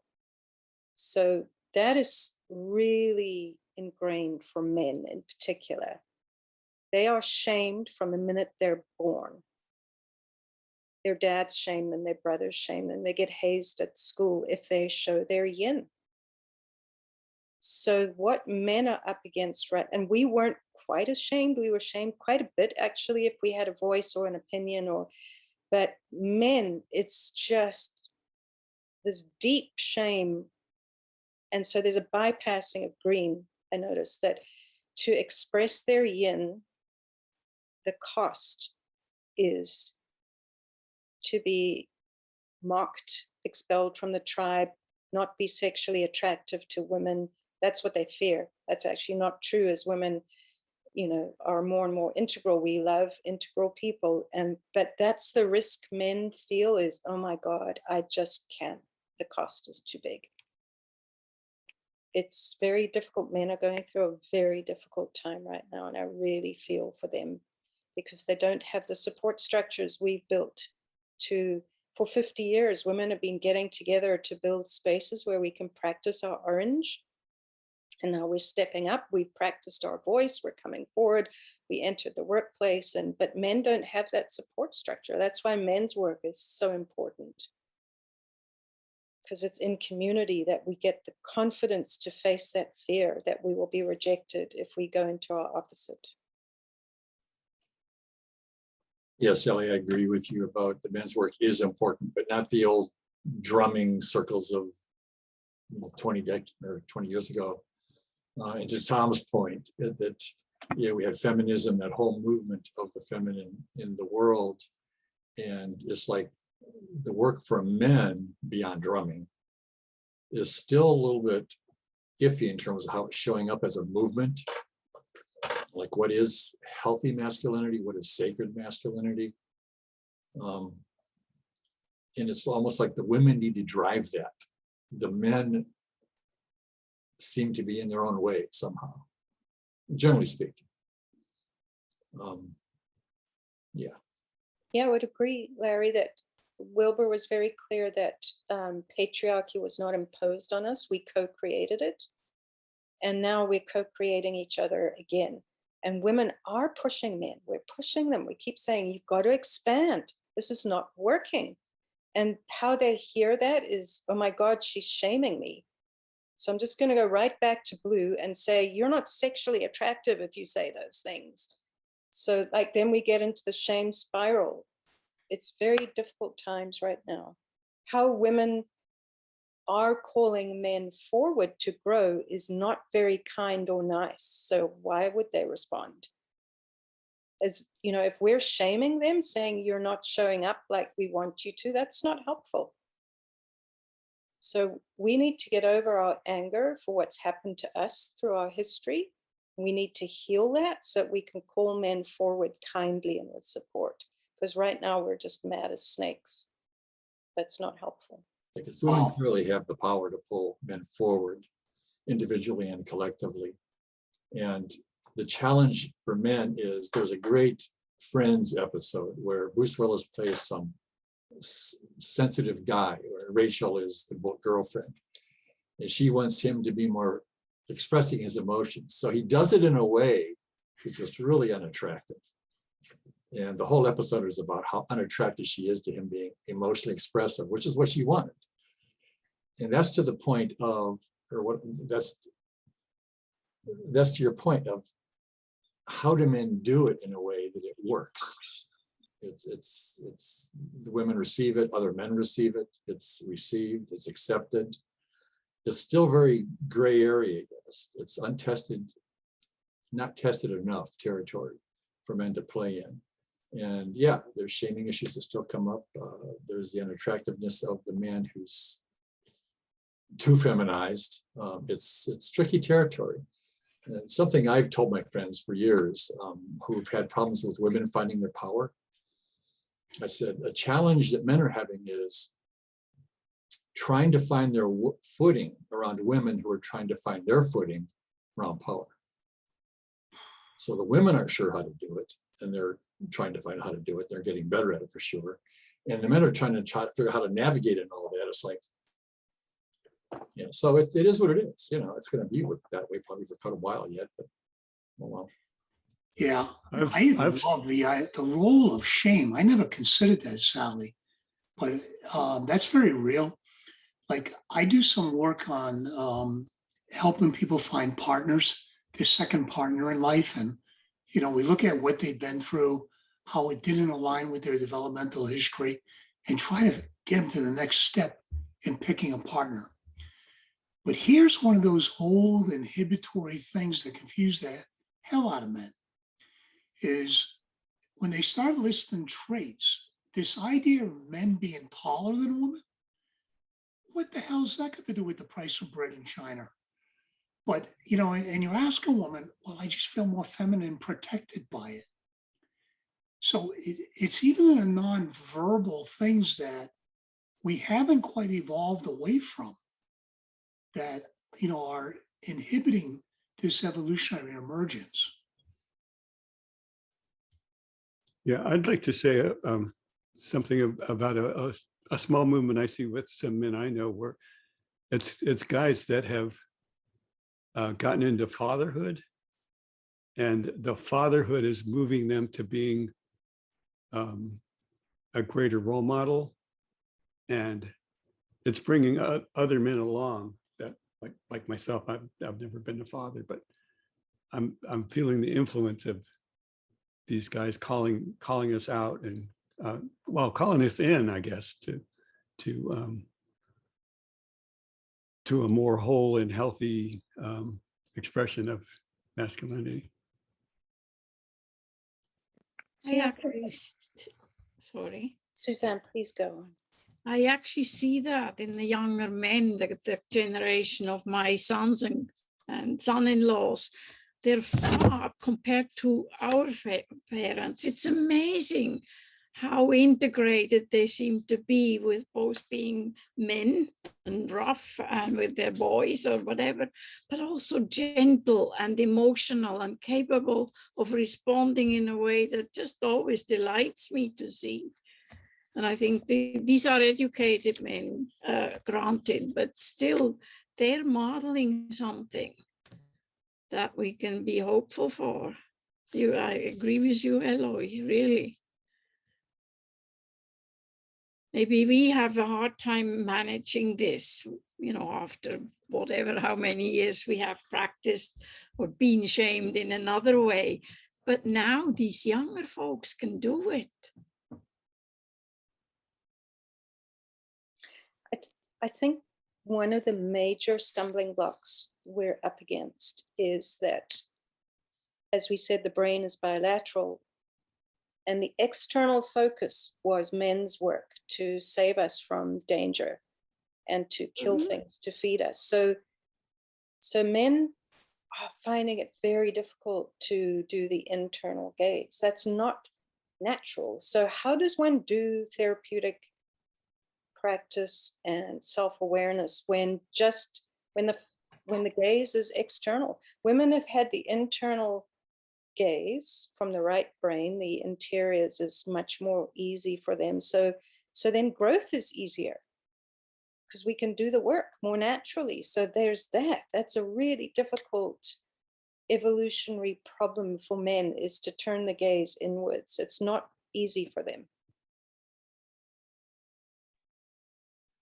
Something's coming up for me that, and even in what you're saying there, I guess, and this is not fully formed in my own mind, but but there's something here with me about, you know, the language we're using still is talking a lot about, several comments have been men do this and women do that, etc.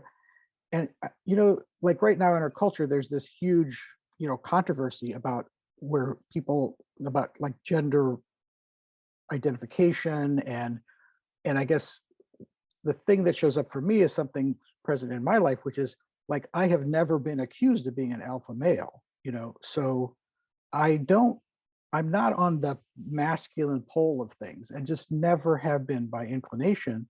And so how does this, like, I guess one thing that comes to my mind is your description in your talk today was that what we're looking at is the flow of the energies, the the movement of the poles of the masculine and feminine energies, but we have a lot of people who don't fit into those traditional roles on either side, who aren't filling a specifically male or specifically female one. Like I've always been more inclined to look inward. That's just been I don't know why, you know, and so like your statement that men don't do this, well, I have a little, you know, like I don't feel like I fit that description. But when you talk about it in terms of the energies, I can feel that part of it, like learning to flow back and forth between the two energies of it is one way to inhabit that. But I am kind of curious about how does people who don't fit in, which is a huge part of what's going on in our culture today. Yeah, so Jerry, I don't have all the answers, I'll just be clear. But that upper right, the biology thing, testosterone and estrogen play a large part in the morphology of our bodies, as we said, like lots of testosterone will give the square jaw and the narrow hips, and so we're born with a certain amount of one or the other, and some have more than others. So this is a very contentious piece of research I came across, actually, is this idea that the more testosterone, the better. Well, actually, no. They've done research in prisons where the prisoners who have the most violent records have the highest levels of testosterone. It's a very difficult thing for some people to wrap their heads around, because that idea of masculinity and the alpha has been venerated for so long. But it's problematic because those estrogen is what naturally inclines people towards more empathy, but there's a spectrum of gender, and somewhere we fit on that spectrum. And you've heard language these days about toxic masculinity and toxic femininity. Those seem to be like at the extremes of that spectrum. So I always say the most dangerous people on the planet are men who haven't found their vulnerability and women who haven't found their power. They're manipulators. They use men to get their yang needs met. So at each side of that gender spectrum, we begin to objectify the other people and just use them. So I always think kind of to be in the middle is great. Who needs to be an alpha? I don't. Do you? If you are one of those that fit somewhere towards the center, maybe your left and right brains are more balanced, you can do that internal gaze. I didn't mean to stereotype like a typical blue woman might. Just looking at how men are suffering right now, that's one of the things I've noticed is turning the gaze inwards is really painful for some men, not everybody. I wouldn't say that women who are manipulative aren't powerful. That is their expression of power. I would say women that appear very weak or soft doesn't mean they don't have power. Think of Asian culture, these women. I have known a few men who have had Asian girlfriends. And in the beginning, the guy's in charge. But after a year or two, it's very clear to me the woman's in charge, not in an assertive, agentic kind of way, but the old saying of, I've got him wrapped around my little finger, that's power. And I used to think about that. Why does it show up that way? It's like, well, I think the aggressiveness of men did drive women more inner, and they had to figure out how to navigate this aggression, this overbearingness, as it were, especially in like red, even amber to some extent.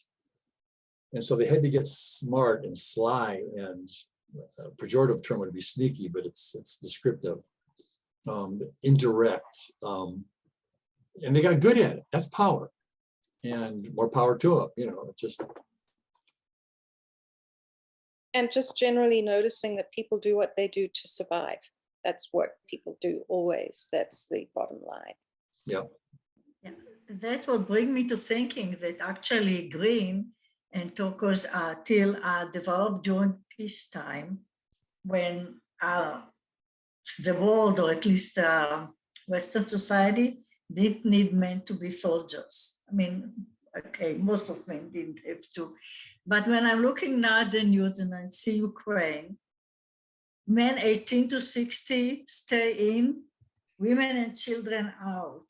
It makes me think, I mean, and this situation actually existed through human history. It was a history of wars, and the fighters were the men, and they had to protect the women and children, and the women were pregnant, and yeah, they had to be protected. They definitely were weaker physically. So I wonder to what extent all this beautiful development, which is beautiful, is so dependent on what's happened. Yeah, we need to look at 4 quadrants. If we don't need a peace and peaceful world, and start to have all this development, if it's not all going to collapse, if this thing change. Yeah, I think you nailed something there, Tamar, is that another issue I feel is on the table is as men try to integrate green, they're having a hard time expressing their red. So they kind of feel like it's either one or the other, but no, it's both. And that's the difficulty right now, is how do I be a healthy red man and also integrate my green? I think you nailed it there, because survival is always there and it's a need. And as we've seen, as politicians regress back to red, like Putin, or we need our men to still be able to express healthy red. So it's not like you're giving up your red, it's how to be healthy at each stage. And isn't that so for women as well? We need to have access to all the energies that are, all the chakras, all the areas we have. Ideally, that's always an ideal, but yes, then we really have all kinds of powers. That's one thing I wanted to ask Larry. That's the one power you described is one sort of the manipulative power, is one sort of powers, but there's so many different kinds. I'd like to say that when I'm done. Thank you. When we look at the spiral, we're kind of moving into what's called the momentous leap. So there's something not contiguous that needs to happen. And I see sometimes things going on sub rosa, like a coherence developing underground, so that the shame and negativity can't see it and interfere with its development.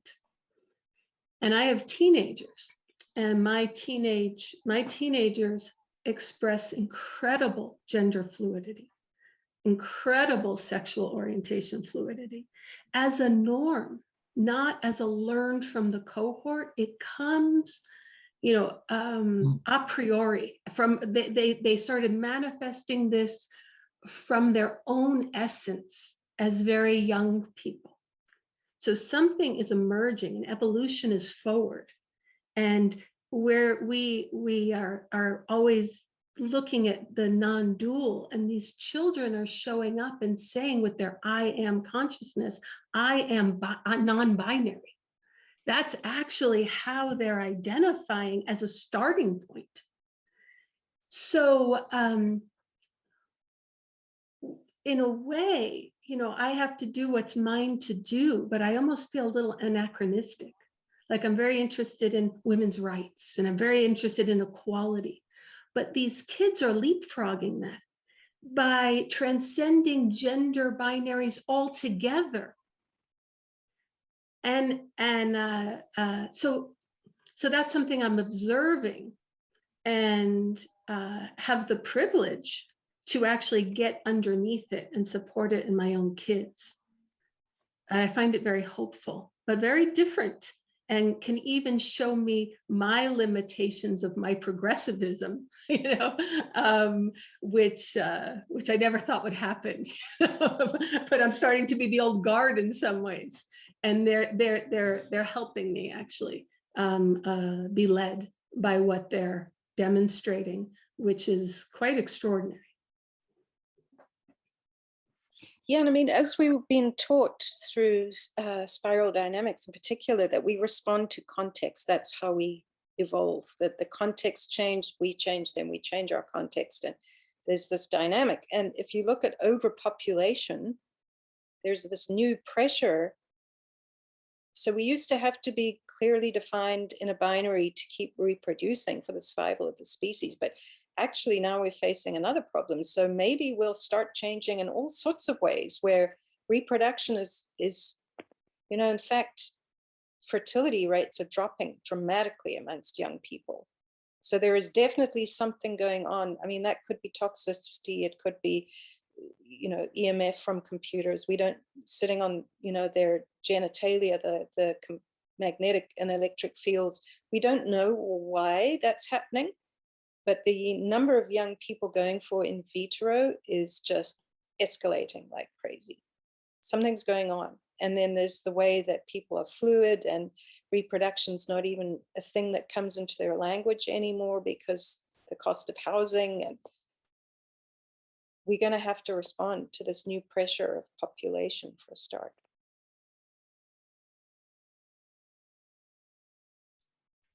I do love that point Shara said, that kids today that are starting with non-binary conceptions of sex have such an advantage. And I thought our anachronisms was only going to be computer and technological. We are hopelessly mired in our concepts, but we may be able to catch up. I don't know. I would like to jump in here just a minute and invite anyone who hasn't spoken today, if you'd like to. We'd love to hear from you. Got some wonderful comments and a lot of stimulating discussion here, but I know there's some things going on in the chat. So if anybody would like to jump in who hasn't spoken, please feel free.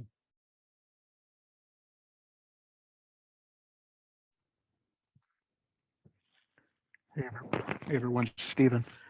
Yeah, I'll jump in. Thanks for the offer. I was trying to find a space earlier when it might have been a little bit more relevant, but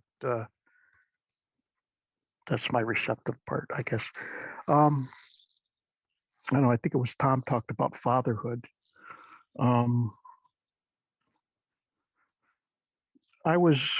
My kids were, I guess, 9 and 11, and I rolled my pickup truck and it kind of broke me mentally and physically. I think it moved me into a more of a green space. Went back to a traditional church for my childhood. Then I went to Unity Church. Got in a leadership group and learned about my shadow. Was introduced to my shadow, and I realized how I was getting away of me being the father I wanted to be. And I did some searching online about shadow work one weekend, and I found the Mankind Project. It's an international organization. I signed up to do the weekend, the very following weekend. They only do them about 5 times a year by me. But the reason I'm bringing this up, because it's an avenue for men's work called a New Warrior Training Adventure. And it is an adventure. And one of the things we do is teach intro to feelings. We use I statements. I'm not going to go into a whole lot of it. I see you, Lori. I think we've talked. I think we were on a call before with you. I think that came up somewhere. But the piece I want to share was, the weekly meetings that we have. They're small groups, somewhere between 5 and 12 men, all over the world. We start with the lover round, from the archetypes of the lover. And we check in with I statements, feelings. Sometimes we might do a pies check-in, physically, intellectually, emotionally, and spiritually. And they're all tied to feelings. And then we do go to a warrior round, which I think is, Sally mentioned that the lack of red. And it's the new warrior. It's about accountability. And in that round, we look, are we being accountable? And if we're not, we actually look at how's shadow getting in the way? There's a magician round I'm not going to get into, but then the final round is a king round, a sovereign round, where we look at a blessing round. It's a generative, how does a king set create right order in the world? Yeah, so I'm just sharing that. It was interesting that I think my accident took me out of being orange, right? I couldn't be productive in the world. I couldn't be a builder, both physically and mentally. Woke me up to shadow. I saw how that was getting in the way raising my kids. And I jumped in to Mankind Project. And we do look at the shadow. We look at the archetypes of the feelings piece. It's been a huge growth piece for me.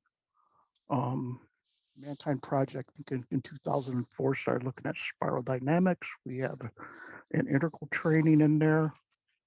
And we have men all over the spiral, makes it very difficult sometimes for me to operate in, because I'm a team builder and I care a lot about men and women. Yeah. Thanks for hearing me. I'd love to hear from Rasmus if he's still awake at 2 o'clock across the pond.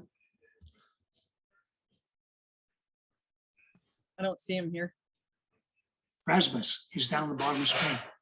Oh, there he is. There's the icon for him. Rasmus, are you still awake? I guess not. 2 o'clock, he probably fell asleep. He says he's still here, but has to move next door to speak. Oh. Oh yeah, I see that.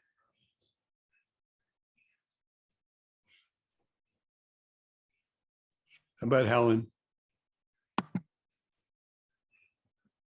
In what in what sense? Do I want to say something? Look, I'll just go back. I put in the chat again. This is perhaps a little bit after the fact, but the book "See What You Made Me Do," written by an investigative journalist, Jess Hill, here in Australia, identified shame as the basis for family violence, and she identified 2 types of male violence, which I can't remember what they were, but the root of both of them was shame, which started off with exactly what was being talked about before, how men shame boys. You run like a girl, you throw like a girl, what a sissy, and such like. And for women, their shame was around not being perfect and not being able to do everything perfectly. And, as the lowest of Hawkins' emotions, I think it's something that we really need to look at. Somebody else, can't remember who it was, identified shame as one of the 9 attributes or tendencies we're born with. It's certainly in my generational culture, humour was based around shaming people. I still will say I can't sing because of the family jokes. If anybody started to sing about, oh my God, who's killing the cat, and they stay with you. So it was very important for me to be thinking through that and going through my own process of releasing shame. Other than that, I've found this very deep and thought-provoking. So thank you, Sally. I'm about to start up or been working on a podcast called Women the Future, but knowing it's not just about the women, but knowing that's where I want to put my energy. And you've really expanded my own awareness of the whole gender issue. That's going to make me sound a lot more intelligent when I talk about what I'm thinking and why I'm calling it what I'm calling it. Thank you. Rasmus, you got a place you can talk? Yes, I am. I think my upstairs neighbor is asleep, so I'm trying to not be too loud here. It's definitely been inspirational tonight, and there's definitely some good food for thought. It's also been a little bit frustrating for me to follow along.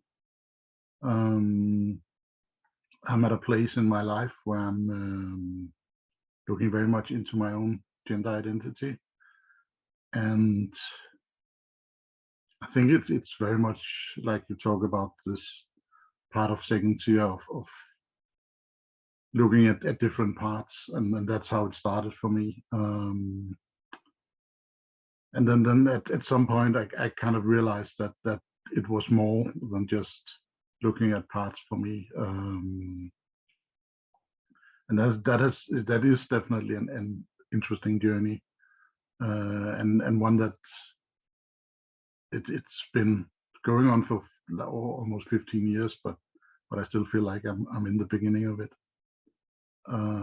But I've come to the conclusion that for me it makes sense to try and move beyond this whole dualism to typology of men and women, and I still hold on to the masculine and feminine, of course, but it's so challenging to try and deprogram, at least for me, 50 years of culture programming me to see other people through that filter and think of myself through that filter. And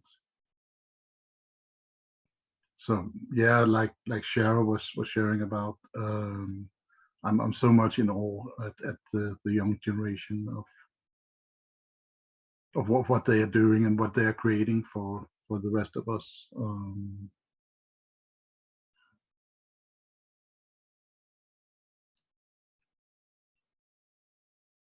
So yeah. Thank you, Rasmus. Namali, you're among us. I know, finally. I've had a very tough afternoon of lots of driving around and having to get in and out of the car at several stops. And so I'm so regretting that I didn't get to follow along the whole way. Sally, I love you. And this is just so amazing. And I'm looking forward to getting caught up. I think the video will be available for me to watch, but very interesting, and I'm just happy to have listened to whatever I could, and sorry that I don't have anything really specific to share, but yeah, thank you. Sally, I also thought it totally fantastic, and I've made tons of notes, but I'd really rather read the book. When is it out? Do you have a sense of when that is? I'll need to find a publisher. That's always the hard thing. So you have it, but it still needs to, okay. Yeah, I look forward to it. Thank you. It's still a manuscript. I'll need to, but finding a publisher these days is really difficult. Hard. Yeah, I know the same problem. But great. I liked it because I feel, and I'm saying that, Ken Wilberism is growing up, it's having children, it's actually becoming bigger, and I felt your integration does some of that. For all it's worth, that's how impressed I was. What I'm trying to do is integrate this intuition that has shown up across cultures.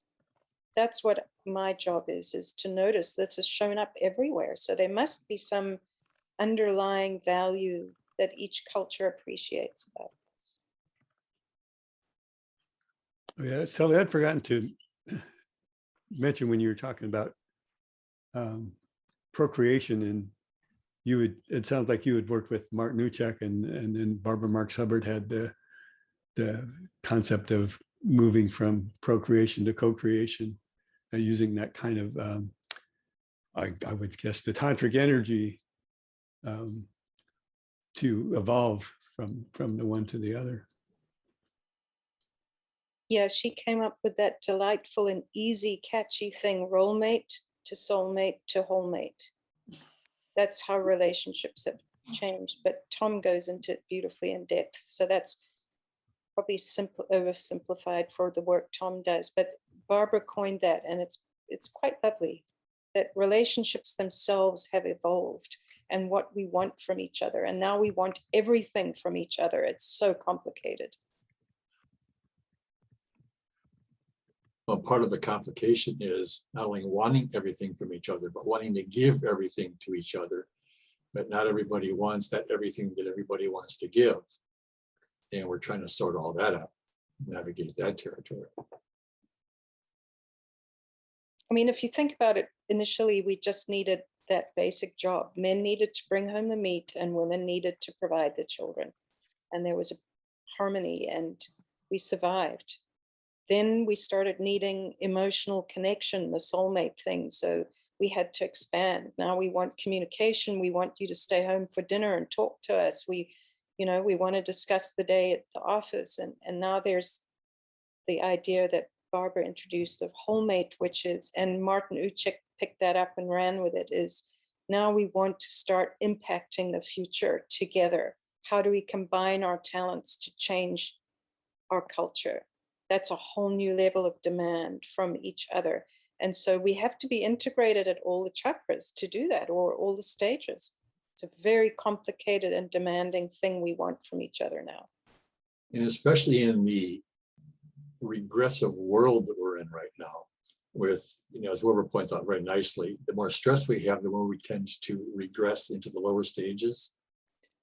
So that makes it all the more challenging to play from these higher states and stages. But it is what it is. And then, of course, we live longer. This is another complexity in that we can now move through more stages than we could before. If we got past red, we were doing really well. Or then, we got into blue. But now we're like, oh my God, we live maybe 100 years. We can go to second tier. And how complicated is that? Because the partner won't move as fast as you. And then as soon, people have noted, there's research, as soon as you're 2 levels apart, your relationship's going to break. So there's that. Like, are we growing at the same rate? Those are great points. I just wanted to bring up 2 other aspects that come up for me related to inner outer gender identity. Perhaps you all are aware that in many cultures, people who are considered spiritual leaders or healers, so in the shamanic community, there are people who are non-gender labeled.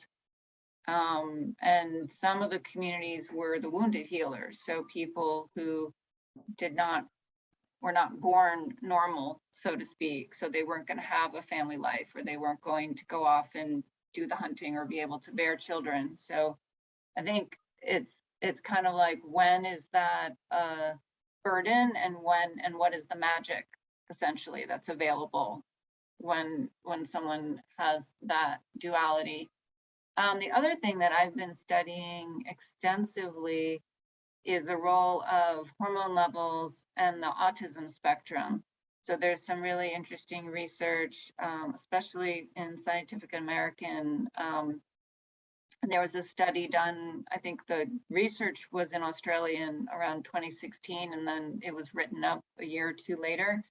But saying that testosterone can be in a cluster with other factors that lead to autistic brain development. And so autism has been underdiagnosed in women and females, young girls, because the girls do not express their autism the way a boy would, and women as a male would. So I don't want to go into a whole sidetracking, but I think that's also interesting to consider. There's a number of videos coming out now where in the YouTube comments, females are saying, I didn't really identify with other females and I didn't know why, or I didn't realize that this might be an overlap with having a different brain development. So, and coming back to the shaming, apparently the females on the autism spectrum feel under more social pressure to blend in. So there's a lot of masking going on, which makes it even harder to diagnose, basically. And which contributes to mental emotional disorders, because it's exhausting, basically, to create a whole persona that isn't authentic and to try to maintain that over time. So, you know, just some other arenas where these themes are playing out. But I'm very happy, Sally, that you brought this topic to us and gave us a foundation for such a rich discussion. Thanks, Lisa. And I'm really pleased that you brought in Indigenous cultures, because I've got a whole chapter on that with the two-spirited Indigenous folks, or the Fa'afafina of Samoa, the Hijra of India. Like, they deliberately play with the third gender. It's fabulous. So they're not just two. We think there's two. So yeah, there's people who have always played with this, and then Blue came in and said, no, there's only two genders. And yeah, thank you for bringing that in. I acknowledge that.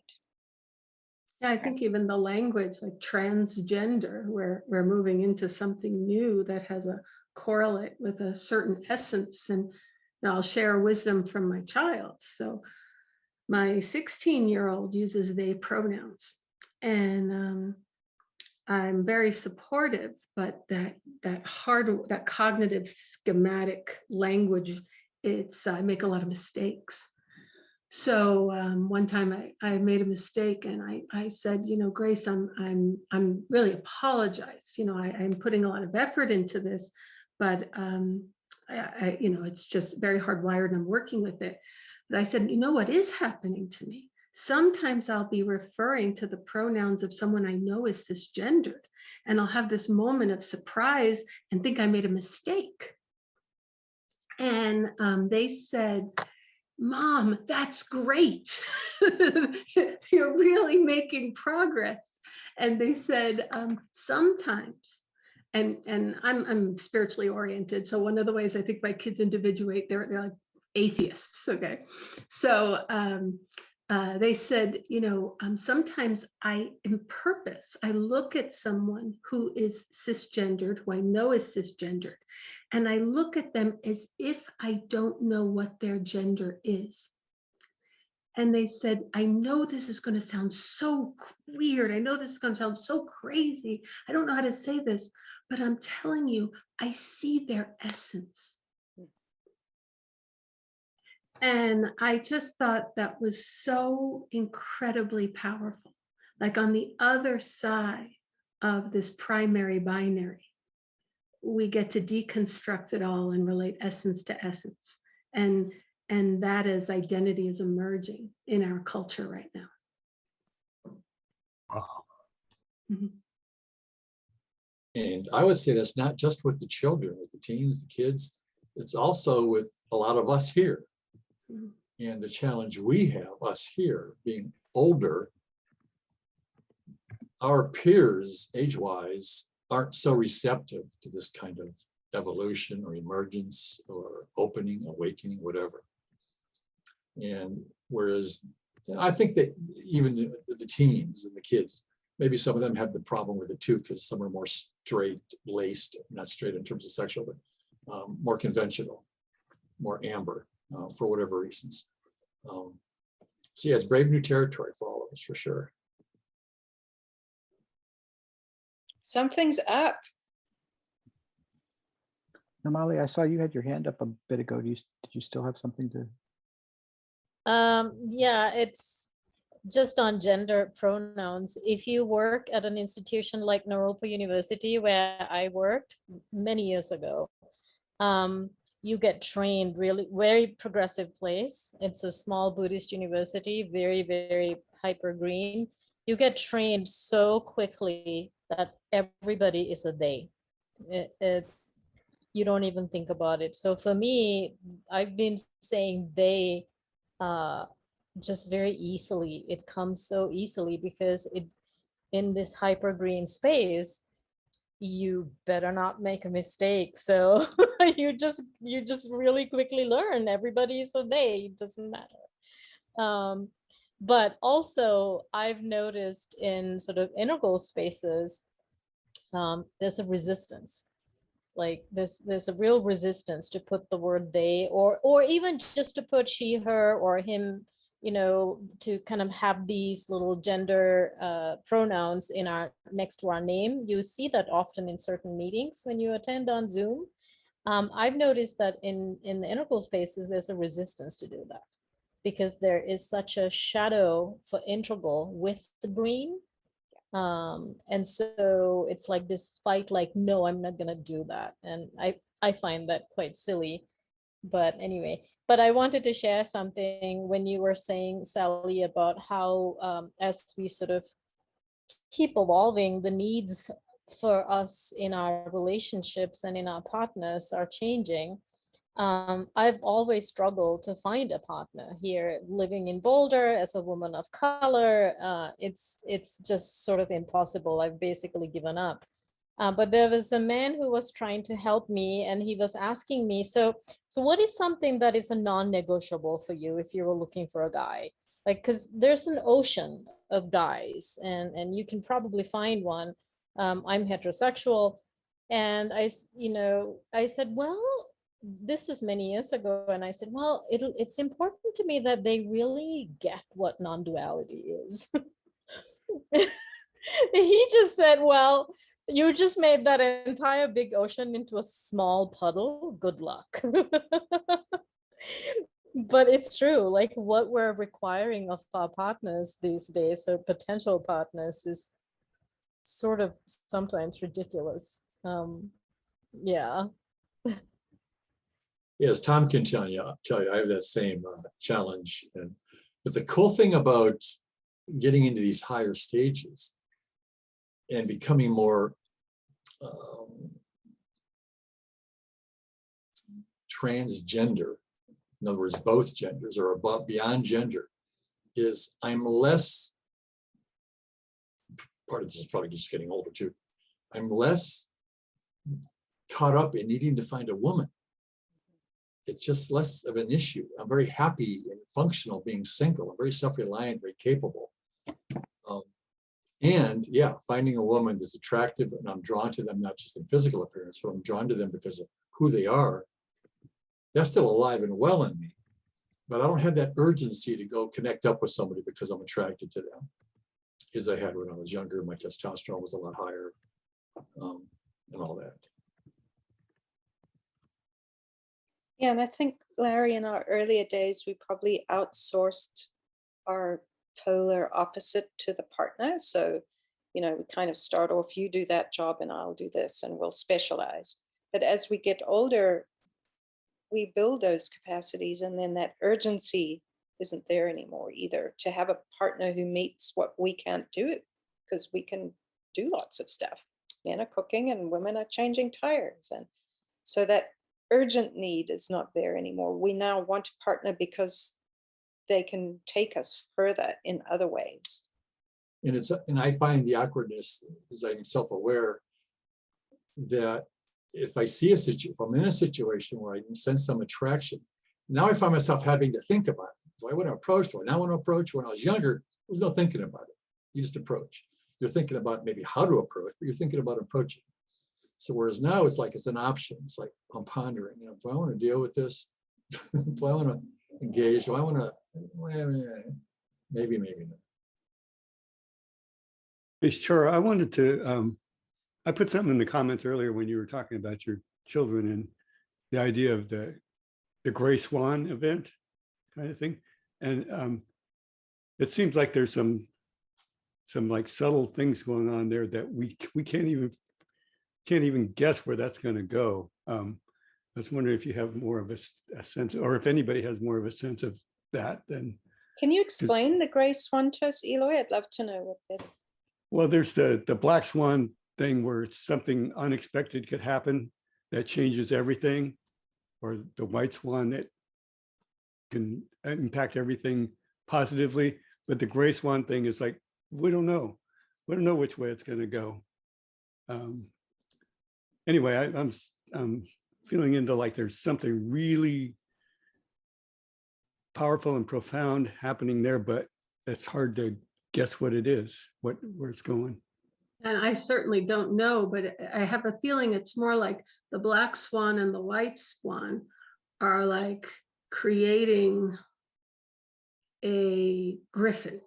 You know, the new creation is not related to the blending of the old. Something is emerging that is new. And I know Suzanne had wanted to speak.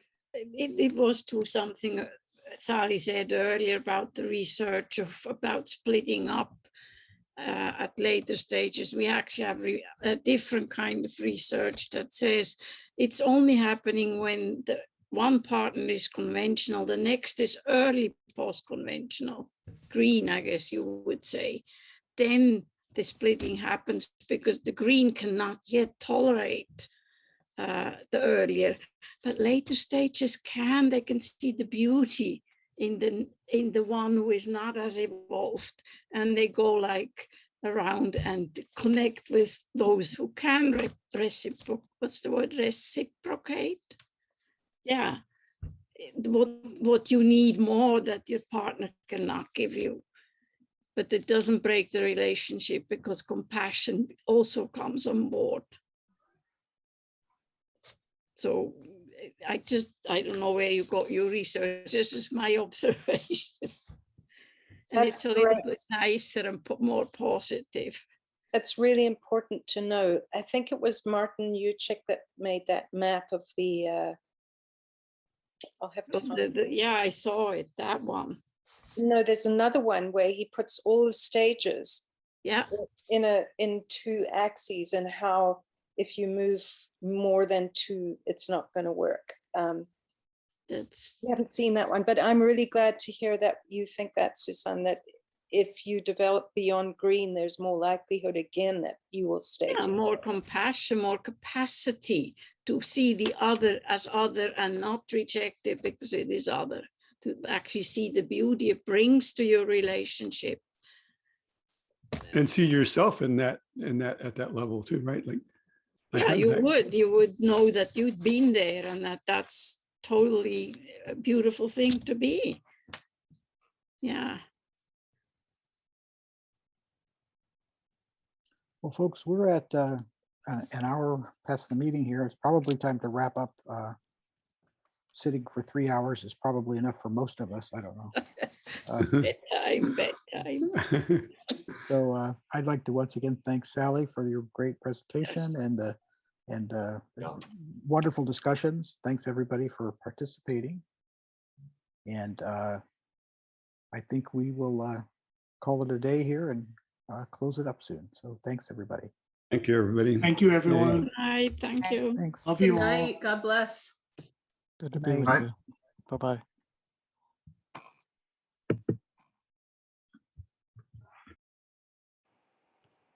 For further information, including upcoming events, resources, links to our Facebook and Meetup pages, and our fabulous donate button, please visit our website at sandiegointegral.org. Donations are greatly appreciated and help us to continue to provide information and connection within the integral community.